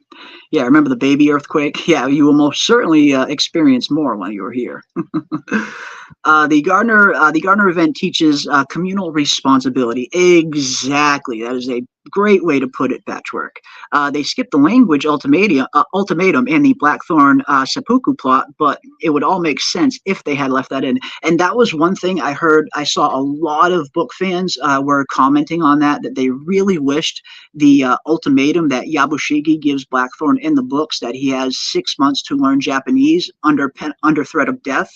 That was one thing I saw. A lot of book readers were a little upset that the show kind of didn't include that, which is understandable. But yeah, I do think it comes down to a time period, a time constraint thing. Again, the Shogun book is what, over 1,300 pages, I believe, and them having only 10 episodes to tell that entire story. Unfortunately, time is going to be a major factor as to why we see some of these things cut out. Indeed. Yeah, yeah. You can also see Blackthorn's grave, the real William Adams. The dead husband and Blackthorn in the same house, the rotting bird, the culture differences, just excellent. Absolutely, Quan Solar. Again, and that's been one of my favorite parts of Shogun up until this point. Just seeing the clashing of cultures that is on display in every episode, and the vast differences from how Blackthorn was raised and his upbringing to how how life is lived here in Japan. The clashing of the cultures has been one of the best parts of the show, I think, seeing the differences between the two. I've been enjoying that. And it was slightly heartbreaking because they tried to tell him that he needed to take it down, but the language barrier there, and then he's running off to go see Mariko, and I'm like, oh, I mean, in the end, it did pay off really well, but I was like, again, that language barrier is going to get him. He's going to have to pick it up quick. Yeah. And Michael was clarifying. Apparently, the grave of William Adams is in Nagasaki, not the sword of the first Shogun, is what Michael meant. So yeah, if you want to check out the grave of the real Blackthorn William Adams, if you're ever in Nagasaki, look it up. I just did Tokyo for a week and went hard. It was amazing. Oh, that's awesome, Quan. Man, I've always wanted to visit Japan. It's definitely on my bucket list in terms of places that I most want to visit. And hopefully, one of these days I get a chance to see it. It's a fascinating culture indeed. And yeah, make sure you visit Kyoto as well. Indeed. I heard Japan is so beautiful. It looks it. It just looks. The elegance. Everything seems to be done with just utter perfection over there. They're a very disciplined and very well cultured society. Yeah, I would love to kind of visit that place one day and just see even see the differences nowadays between Western culture and Japanese culture. Even though we're living in modern times, I imagine there's still vast differences between the two cultures even till this day. So yeah, that would be fun. Also, I finally loved having the whole falcon metaphor fully explained. Toranaga messing around with the falcons are some of my favorite moments in the books. His favorite hobby is going on hunts. And yeah, that was a really great scene at the beginning here where we see Toranaga essentially trying to instill in his son the qualities of the hawk, and how Toranaga believes every single men are essentially like hawks. There are kind of two different kinds, where one will kind of fly and go straight for the fist and kind of kill everything in their path, and the other will kind of always be lured in by the lure, as he puts it. And I love that. He's essentially trying to teach his son this valuable lesson here, and strips him of command of the cannon regiment at the same time. But yeah, these are some of the best scenes where it's just Toranaga kind of teaching a philosophical lesson to Blackthorn or his son. These are some of the best moments on the show so far. Totally agree. Oh And yeah, and even better in the book. I loved it because he's essentially telling him, like, make your enemy hunt for you. Yes. Like, he said exactly. something like that, and I was just like, ooh. Yeah. And even was like the horse got all crazy, and he's like, horse are even worse than men. Yeah, horses are worse than men for treachery. Yeah. It was a good scene. Also, like, I loved how he was like, friends and enemies, you have to treat them all the same. A friend means nothing. Me being your father means nothing. You only have yourself in this world. Yeah. Like, you can't trust anybody. You can't depend on anybody. Like, you really have to like, he was trying to instill that in him because he let Omi just gaslight him so easily that he was just like, nobody's your friend. No, like, they're all, it's just you in this world. Yeah.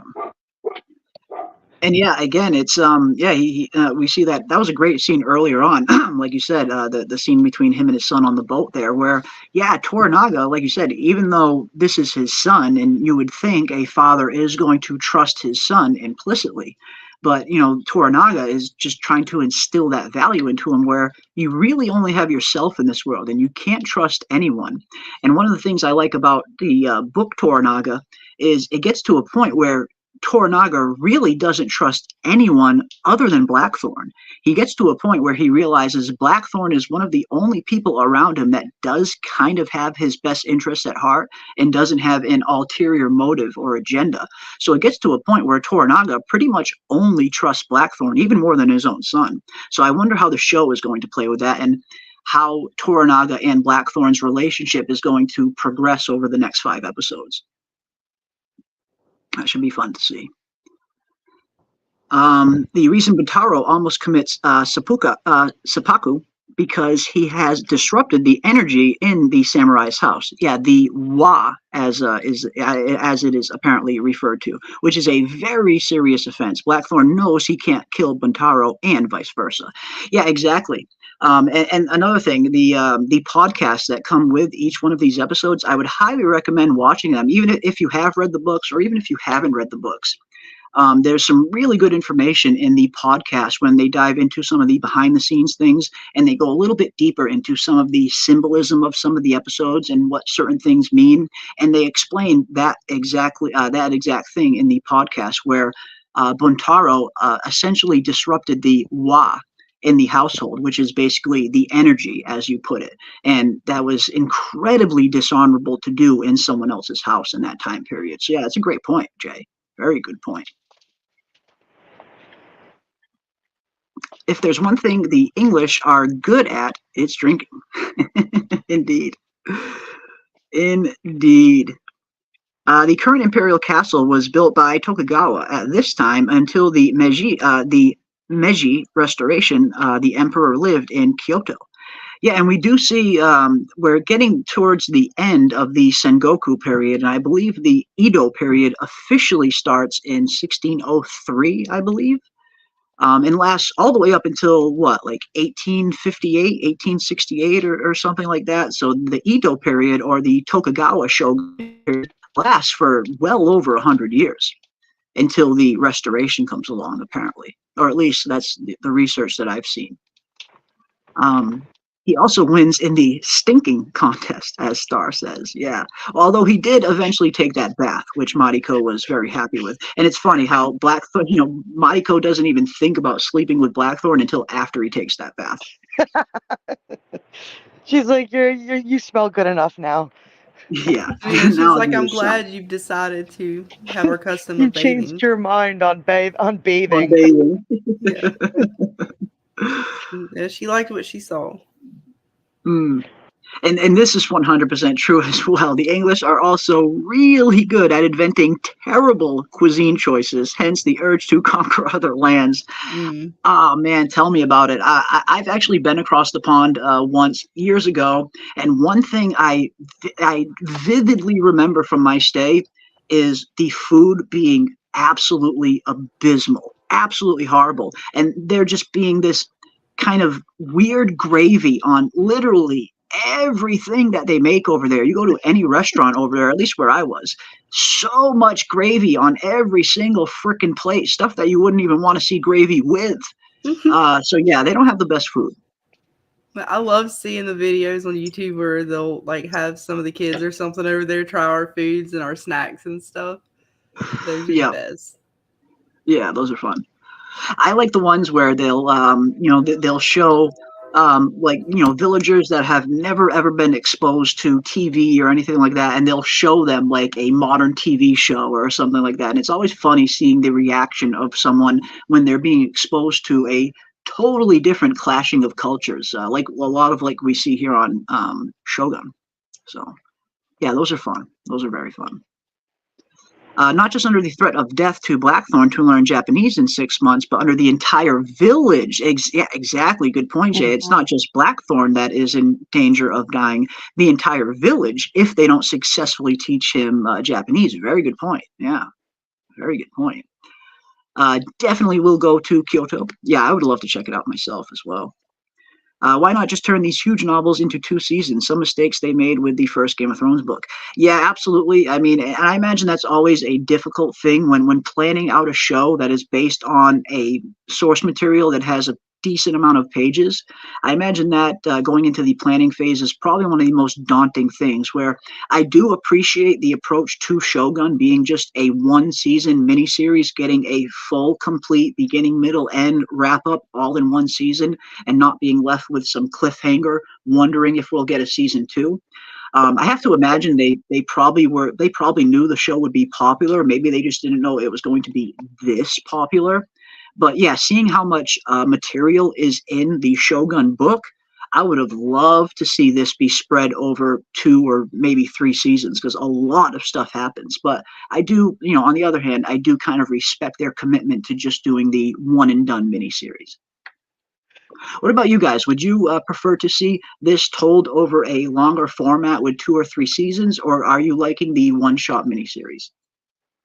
I prefer the miniseries format when it comes to a lot of the adaptations to stuff, because it lessens the filler drama that's not necessary, and it makes them focus on the lore or whatever, the books and stuff. Good point. Very good point. What about you, Dana? You liking the miniseries, or would you prefer something over 2 or 3 seasons? And definitely let me know in the chat as well. Would you guys are you guys liking Shogun in its current form, or would you like to see Shogun be told over maybe 2 or 3 seasons as well? I would love to see what you guys think. Yeah, what about you, Dana? I'm 50-50, because a show like this that only has a single book to its story, I would have liked to have seen maybe 12 episodes just to give us a little more beef of what the book is, less they'd have to worry about cutting out. But to Game of Thrones, I would have liked to have seen more, just because there's several giant books. There's so much information that they didn't have to rush through it the way they did. It's like they almost caught up so fast to the books because they just left so much out. And had they given you more, maybe maybe you would have had a chance for him publishing his next one. But the way you guys talk, I'm going to say that would have been a big maybe. But at least you wouldn't have. I don't know. I just feel Game of Thrones was so rushed to where a book like Shogun, it's one book.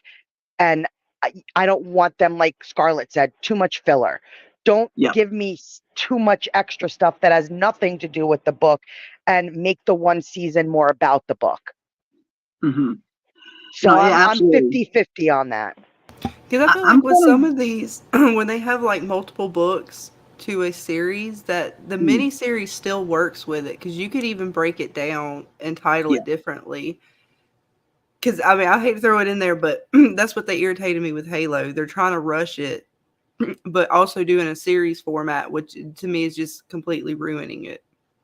I think they would have just did the miniseries and broke it down. It would have been better. But that's just the way I feel about some of it. Because they always seem to ruin these adaptations with a series. Like, because they try to almost stretch it for a franchise kind of purpose. Yeah. And then it's just, I don't know. They add stuff that doesn't need to be added. But this, I love that they're going to keep it short. And then I think there are other books possibly that go along with this. They can do another miniseries or like spinoff kind of thing or whatever. And that's what I would love to see. I think that would be a great idea, and especially seeing the huge, overwhelmingly positive response that pretty much the entire fan base is really enjoying Shogun, and it seems like a lot of the book readers are really enjoying it as well. Obviously, there's some things that they're changing and leaving out that I imagine book readers would much rather see in. But in terms of the overall vibe in the fandom of Shogun, it seems like the majority of people are really enjoying this show. So yeah, I would love to see FX do something similar to what they do with something like American Horror Story, where every season is a totally different story. Maybe where we get an anthology, exactly, where maybe we get another season based on a different James Clavell novel, like the Gaijin novel or the Taipan novel or any of the other 5 novels that he has out in his Asian series. Yeah, I would be totally down for more adaptations of it. Me too. Absolutely. If they're anything like this, sign me up. If anything like this, sign me up. Anything that has the quality and the attention to detail and just the sheer production size and value of Shogun. Like I said, I have not seen a show pour this much effort into something since the early seasons of Game of Thrones. Like, this is definitely Game of Thrones level production quality. Just speaking in terms of pure production size and the scale of it, it's definitely on Game of Thrones level. This is and it's definitely the biggest show that FX has ever attempted to do. How do you feel about the lack of Buddhism in that they are who they are because of that religion long before Christ showed up? Who made them? Interesting. Yeah, we hear, I believe in episode 1 or episode 2, we get a quick little reference to the Buddhist assassins, the Amida Buddhist assassins, who apparently tried to kill Blackthorn in episode 2, I believe it is. But other than that, we haven't seen a whole lot of Buddhism referenced on the show, which is, I guess it's something I haven't really been paying attention towards, much myself. I'm not very well versed in Buddhism personally, so I'm not an expert on the subject. But yeah, we certainly don't see a whole lot of references to it on Shogun, other than that one scene. Well, it's very clear that Japan is divided between the people who are becoming Catholic and following that faith to the people who are still enriched in their original faith. Because even when Ishido is sitting down with the other regents, they make those little snarky comments to each other. Like, I forget who it was, but they like made the comment to Ishido's pick for who should be the new regent. Stink his countryside or something like that. Yeah, and then he's like, well, your pick would stink of Christianity. So you can clearly tell that there is a divide of religion within Japan. Yeah. And that's very accurate to history, because at this time period, Christianity was only very recently introduced into the country of Japan with the Portuguese and the Catholics trying to convert as many Japanese as possible, and they found a good amount of success in that as well. You know, a lot there's and still to this day there's tons of Christians in Japan. But yeah, we're really starting, you know, in this time period, we're really starting to see the beginnings of Christianity be introduced into this time period in this part of the world.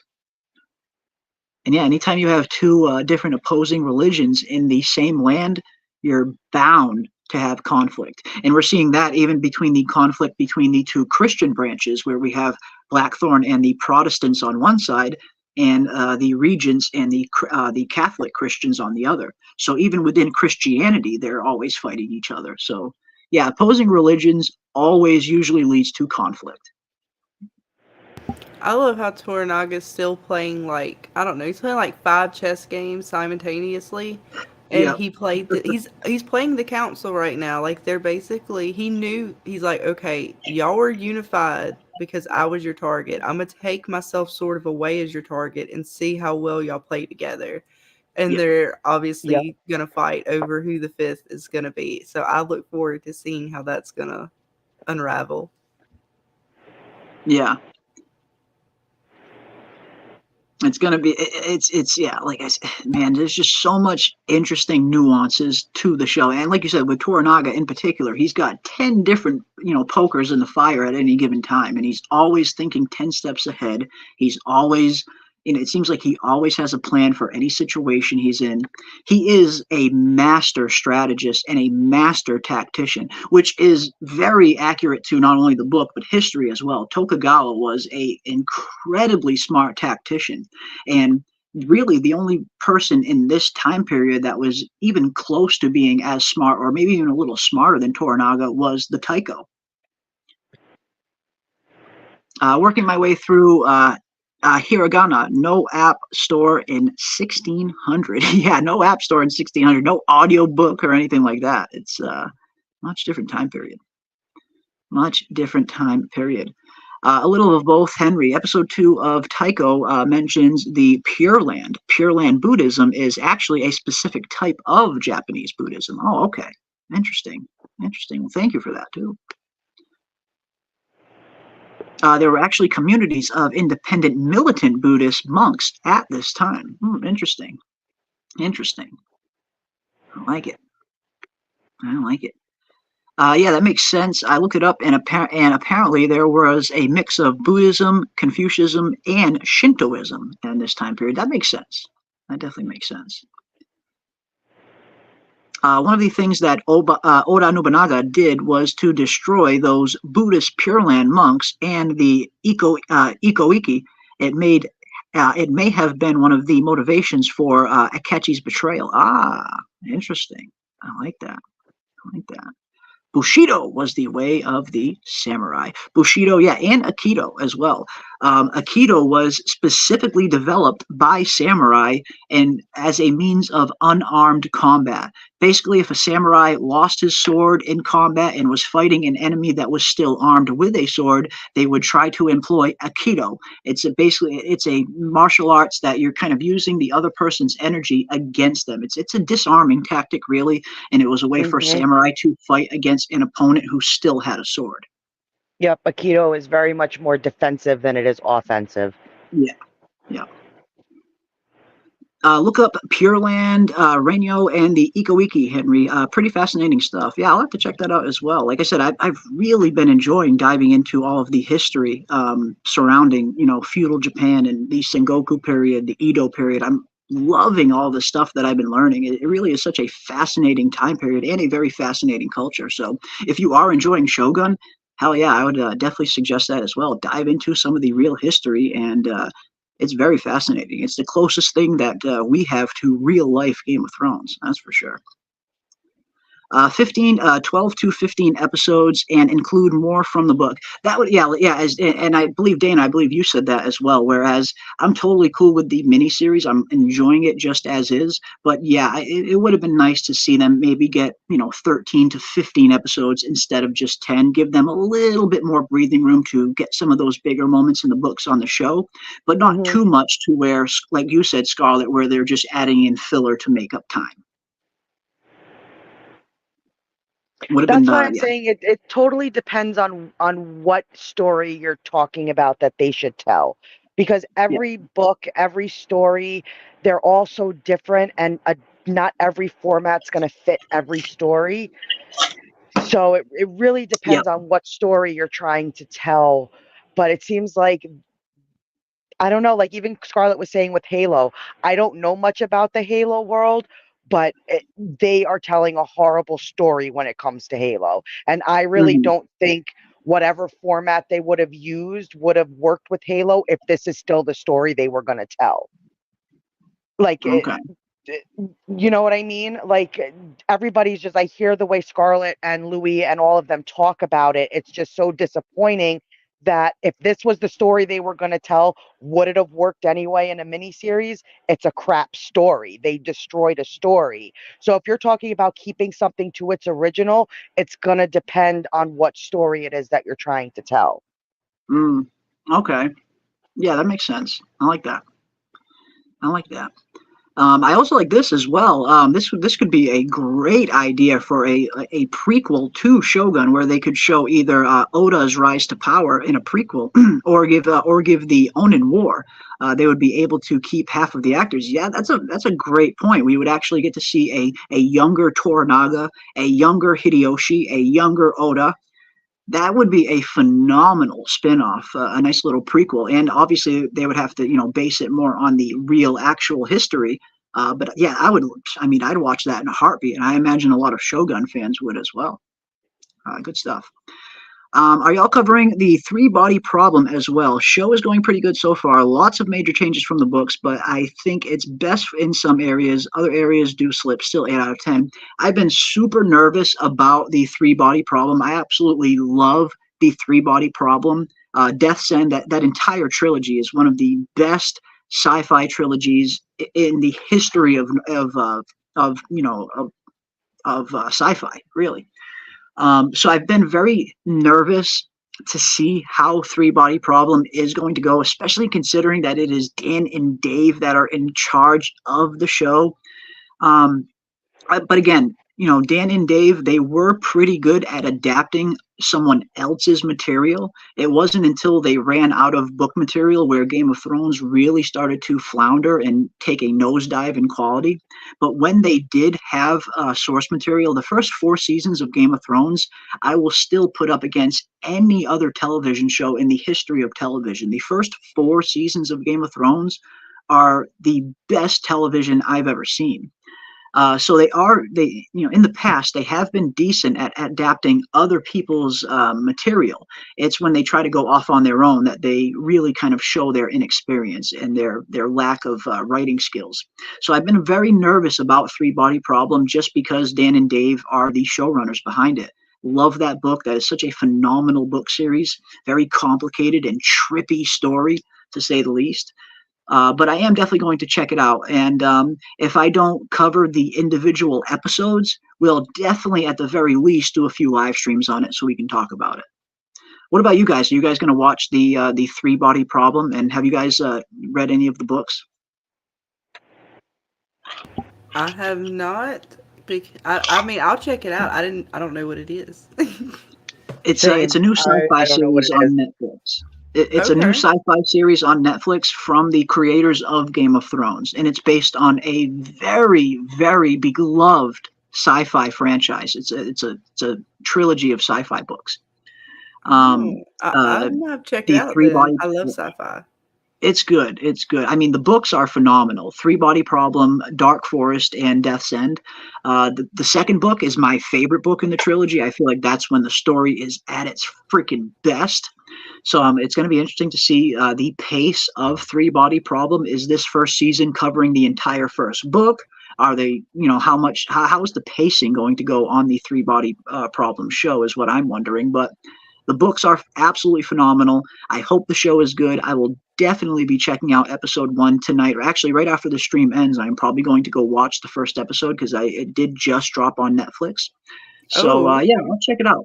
I'm definitely so we're like it just started. Okay, good. It just started. Yep. Are they doing?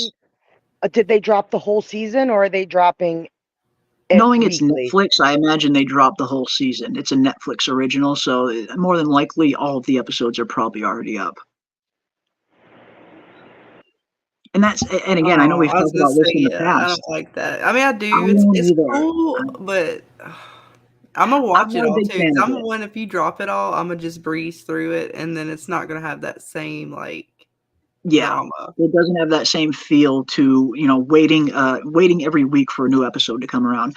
I mean, the binge model is good with some shows, like depending on what show it is, if it's like a half hour animated show, or some shows are pretty good for the binge model. But for me personally, I've just never been a huge fan of it. I very much prefer a weekly release, building up that anticipation, waiting for that next episode to come around. And the fan base is much more in sync with a weekly release as opposed to a Netflix drop all at once, because you have no idea. Everyone's going to be watching it at different rates. Some people are going to be watching just an episode at a time. Some people are going to be binging through the entire series. And what I found, when a show drops all of their episodes at once, the public discussion amongst the fans doesn't last anywhere near as long as it would if there was weekly releases. The show does not stay in the public zeitgeist for very long. Anytime I see a Netflix show drop, or Amazon, or whatever the case may be, where they drop all the episodes at once, even for some of the biggest, most popular shows like a Stranger Things or something like that, it's really only in the public zeitgeist for a week or two, maybe a month at best, and then nobody's talking about it afterwards. It's kind of just forgotten. Whereas something like this, a serialized episode release where you're getting a new episode every week, you have 10 straight weeks of fans doing nothing but talking about Shogun week after week after week, waiting for that next episode to come around. Everybody on the exact same page, watching the episodes at the same time. So for me personally, both as a fan and as a YouTuber, I very much prefer the weekly release to the binge model. That's why up until this point, I haven't really covered any shows that follow the binge model. Just about every show that we cover here on the channel is a weekly release show. Shogun, House of the Dragon, all of these shows are weekly released. And just from the YouTubing standpoint, it makes my life much, much easier. And that way I can really focus on each episode individually and really break down each episode and really enjoy it. But that's just me. That's just my personal preference as a fan and as a YouTuber. I prefer the weekly release over the binge model. But I know the binge model is widely popular. I know a lot of people love it, which is totally cool. It's just not my favorite thing, I guess. And yes, all 8 episodes are there, apparently, Yeah, says Jay. I found it on the BK site. Awesome. So yeah, it's out there. Yeah, I'm not a definitely fan check of the it out. binge model either. Like, I like to watch. I love the anticipation between shows, like Yeah. what's gonna happen and trying to like think about it and talk about it. But then I love to binge the show after for my second watch. Like, I love to then be able to sit there if I like the show enough to rewatch it. That's when I like to just sit there and binge and like watch everything in order. But the initial viewing, I like that week to week wait. It It's just only makes 8 things more fun for me. It's only 8 episodes, so they're really shortening up their. Is it going to be like a season kind of thing, or is it just like a one and done? That's what I'm wondering. The Three-Body Problem is just the first book in the trilogy. So I imagine, like I said, I haven't seen any of the episodes. I don't know how this season ends, but I imagine they're probably going to leave it open-ended, hoping that they're going to get a season 2. The Three-Body Problem. 8 episodes. Yeah, that's Oh. not something you could tell in 8 episodes. It's a vastly complicated story. And this is just the first book. So I imagine they'll probably end season 1 off with the hopes that they'll get a season 2. But I mean, How that's long are a the episodes? mini-series. I mean, at this point, we're a series, like one season is going to be equivalent to a mini-series. Like we were. these each 8 episode episode an hour? seasons, That's worse probably than around a an 10. hour. I mean, I was complaining about 10 episodes. Oh my God. Now 8 is like the normal. It's ridiculous. I mean, we're seeing these series get shorter and shorter and shorter every year, and I hate that. I like I said this earlier, but I totally miss the days of Lost and 24 and Sons of Yep. Anarchy and The Shield, where you had 20 plus episodes in every season, and you got a season every year like clockwork. There was never a 2-year wait in between seasons. So yeah, nowadays seeing the 10 and 8 episode seasons, and even with The Walking Dead right now, the Rick and Michonne Walking Dead spinoff, there's only 6 episodes, and that show is only just now starting to get a little bit good. The first 3 episodes were pretty dull. Episode Rick 4 only is what. the actor Rick, he only gave them 6 episodes. They wanted it to be 10, but Rick refused. He wanted it to be It's 6 'cause ridiculous, man. it was originally supposed to be 2 movies, but they convinced him Yes, to yeah, do a mini series, and yeah. so he was like, "I will give you 6 episodes and that's it." So it And, was and because that's of and that's him. another thing. There's all of the fans are wondering, are we going to get a season 2 of this Walking Dead show? How are they going to end this Rick and Michonne series? Is this just going to be a one and done miniseries, or are they going to leave it open ended where there's a potential for a season 2? Because we are getting a season 2 of the Daryl Dixon show. I don't know if they've announced anything about a season 2 of the Negan show, but we are definitely getting season 2 of Daryl Dixon, and it's even called the Book of Carol. We're going to see Carol's journey meeting back up with Daryl in the second season of the Daryl show. But yeah, I mean, the Rick show is only just now starting to get good. The recent episode was episode 4. There's only 2 episodes left now, and it's only just starting to get a little bit good. The first 3 episodes were so dull, I thought. And it's just as it's starting to get good, boom, it's over. So yeah, these 6, 8, even 10 episode seasons, they're a little disappointing at times. I really do miss the days of the longer formatted TV shows. And that's why I asked, was it a mini series? Because I was like, 8 episodes. I'm like, man, that's dangerously close to just being a mini series at that point. Pretty much, yeah. Pretty much. You tell it a And yeah, movie. and this could be part of it, that Andrew Lincoln might not want any part of The Walking Dead anymore. He's got to have No, he a doesn't. big check to bring him back. And that's what made him leave the show in the first place. He was just sick of playing that character. Andrew Mhm. Lincoln was not supposed to get written off of The Walking Dead in that season. Obviously, anyone who's familiar with the books, Rick is the main character up until the end. So Andrew Lincoln was originally supposed to be part of The Walking Dead for all of the seasons, but he got to a point where he was just so sick of playing the character that he needed a break. So yeah, I imagine they offered him a heavy sum to come back just to do these. But will they get a season 2? Who knows? I guess we'll have to wait and see how this series ends. I loved how the Daryl season went. The Daryl mini season was so freaking good. Every Yes. episode of the 6 episodes was phenomenal, I thought. It felt like Mhm. a true return to form of those earlier seasons of Walking Dead, when Walking Dead was really good during like seasons 1 and 2. So I'm looking forward to Daryl season 2, but it's going to be interesting to see how this Rick show ends. Are they going to leave it open-ended, or is it going to be just a closed case, one miniseries and done? I guess we'll find out. If Rick or Michonne die at the end and it's over, then I guess it's over. But maybe they'll leave a possibility for a second season. Who knows? Did you ever finish your Supernatural? Because Star is I'm watching upset it that right now.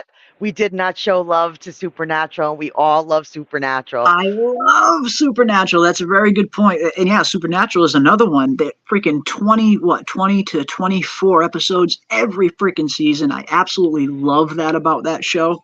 And yeah, I am currently on the final season of Supernatural. I've loved Supernatural my whole life. It got to a point where I just fell behind because I had so much other stuff on my plate. So I had to go back to it. And recently I've been watching the final 3 seasons. I'm on the final season right now, and I'm loving it so far. I cannot wait to see where this show ends. I have gone on record in the past thinking I think season 5 of Supernatural was when the show was originally supposed to end.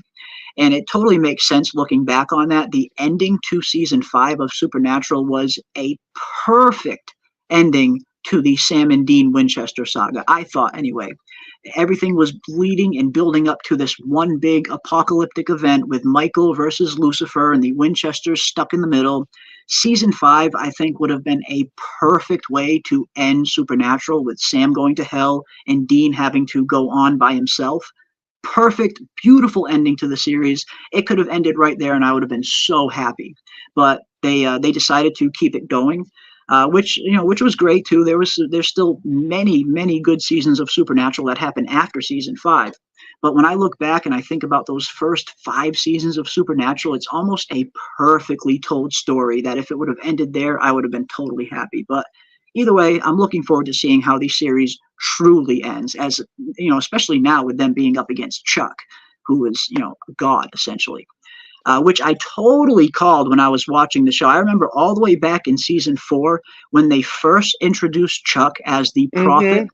If anyone remembers, at the very end of season 4, we see Chuck sitting at his computer, and he looks different. He's in this clean white shirt. He looks very godly, and all of a sudden he just disappears in thin air. Like, you see him literally disappear. And from that point forward, I just knew it. I knew he was God. I was so glad I was right about that. So I'm really enjoying them going up against Chuck in this final season, and I'm looking forward to seeing how it ends.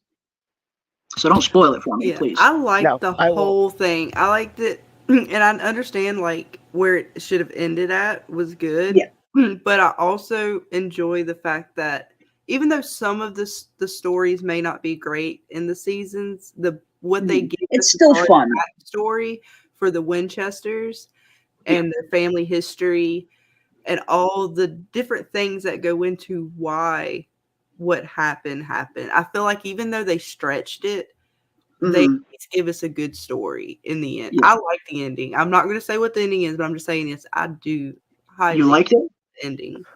Ooh, I did too. Okay. Yeah, I remember. I remember. I think you guys saying, or at least you, Dana, saying that you did enjoy the ending of Supernatural. So that's good. That's a good sign. I'm looking forward to seeing how it ends. I always thought and hoped that it would end with at least one of the brothers really dying for good. We've seen them die so many freaking times, and it's never permanent. But I always had a feeling that this is eventually where it was heading. And I think the best way to wrap it up would probably be for Dean to die and Sam to go on alone. But I can't wait to see how it ends. But yeah, don't spoil it for me. I've got like 10 episodes left, and then I am done with Supernatural for good. This I haven't seen yet, though. Thoughts on X-Men 97 Return. Thought it was great. Thought it was really great. Love Cyclops being the badass that he is. I have been hearing a lot of good things about Cyclops' character in particular, but I haven't seen any of the episodes yet myself. I loved the original X-Men animated series from the 90s. That was one of my favorite animated series, right up there with Batman, the animated series. I absolutely loved X-Men. So I'm really hoping they honor what came before and they do this show justice, because a lot of the stuff that we saw from the making of this X-Men 97 definitely had me raising an eyebrow or two with some of the decisions behind the scenes. But then again, I haven't seen any of the actual episodes yet, so I can't really speak to its quality, but I am hearing some good feedback. So I'm going to check it out. I want to go back and watch. I have the original series on the computer, and I want to at least get a good vibe of the original, because it's been so long since I watched it, and I feel like I don't want to compare it and then go back and say, well, actually, it was pretty close to the original, but not remembering it being so long. So yeah, my husband, he's definitely, I don't know if he's into it. I know he got the first 2 episodes or whatever. And so he wanted to check it out. I haven't asked him what it is, like if he liked it yet or not. But so I'm going to check it out. I'm definitely going to watch the original first, so at least get a good taste of it. Yeah, I think that's probably why I'm not going to start it yet. I think it's a very good idea. I think I'm going to go back and watch the final season of the original X-Men series just to refresh, because much like you, it's been years since I've seen the original. I remember a decent amount of it, but there's a lot that I don't remember also. So yeah, I'll probably go back 6 or 10, probably when it came out. It was a while ago. Yeah. That was Saturday morning cartoon. Exactly. You youngins. When I think about my Saturday morning cartoon lifetime, a lot of it just kind of blends into one these days. But that's a good idea. I'm going to go back and I'm probably going to watch, if not the final season, at least the final 5 or 6 episodes of that final season just to refresh, and then I'll dive into the new one. And I'm sure we'll talk about it on at least one of our streams, probably on a Saturday show. I am so nervous for this. I've heard some things about like whatever happened in the first 2 episodes. I guess with Storm or what, and I don't honestly know. I just the little tidbits I've read, and I'm like, well, I Yeah. don't remember anything about the story to be honest with you from the original. I remember like a few of the characters as far as what they looked like, what they sounded like. Of course, the theme song. But man, I Mhm. can't truly tell you like because I was so young when it came out, so I'm just thinking like Yeah. I can't compare it like that. No, I'm definitely gonna have to rewatch the original.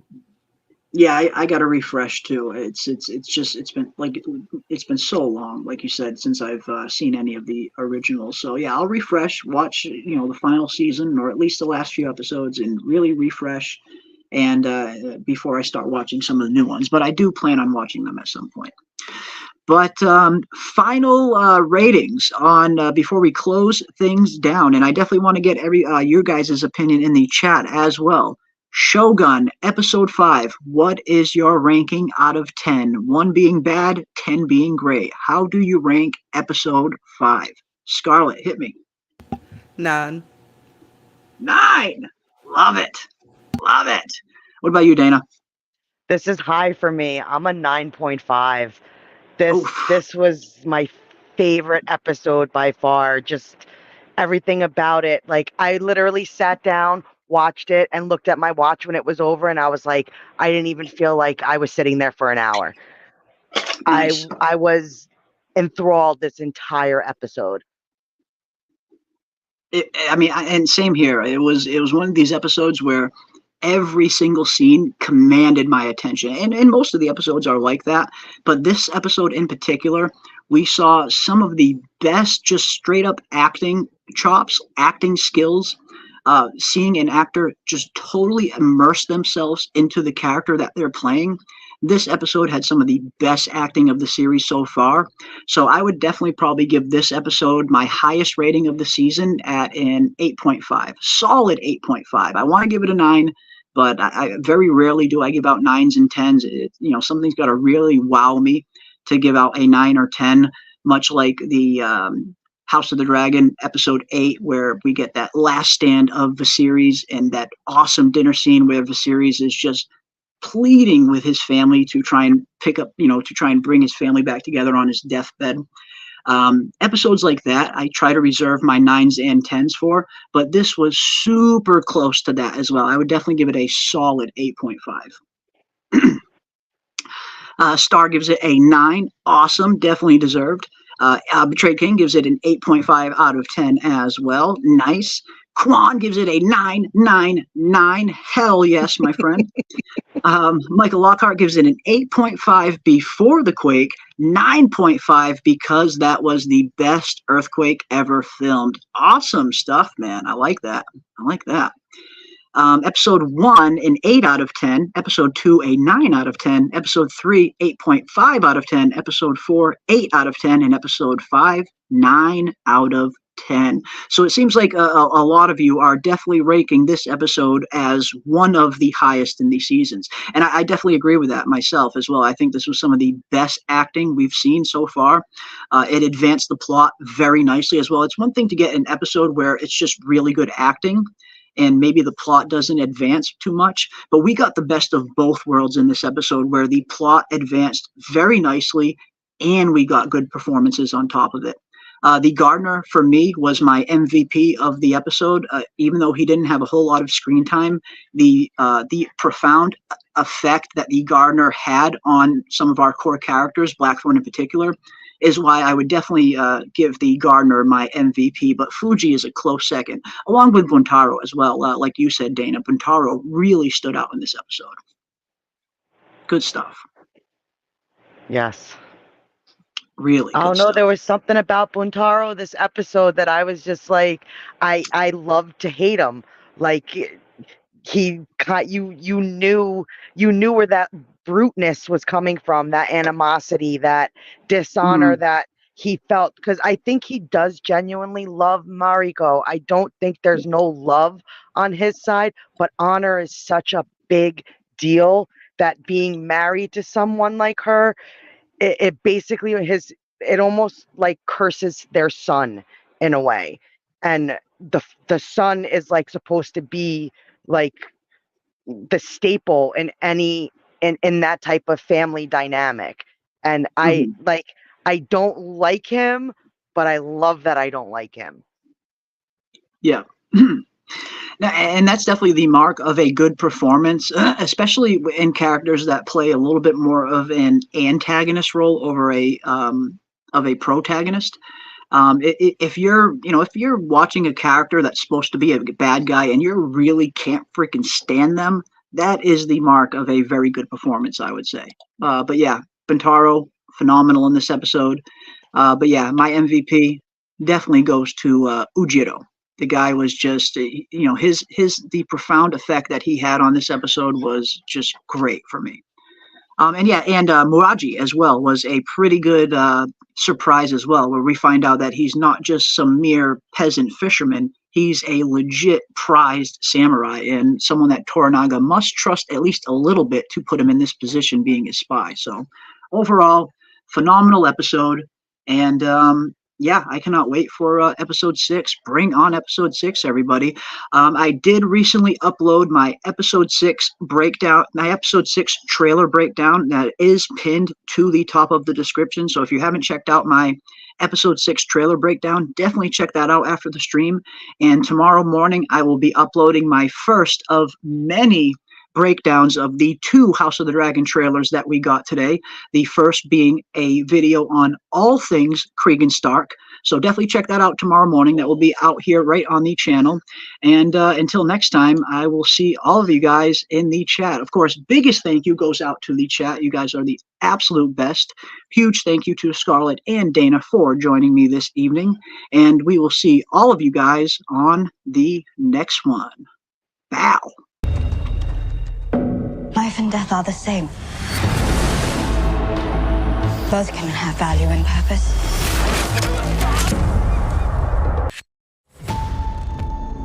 Hear me, my son.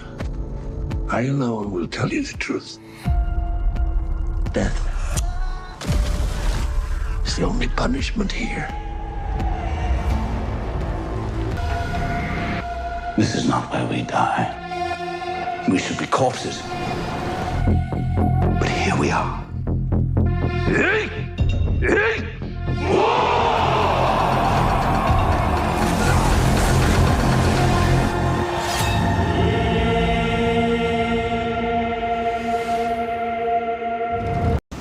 Death is in our air, in sea, in earth.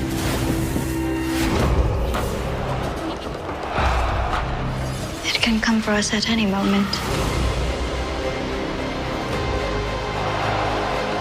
To show your true heart is to risk your life. Enemies are everywhere and friends nowhere. Life and death are the same. Both can have value and purpose. Remember, we live and we die. We control nothing beyond that.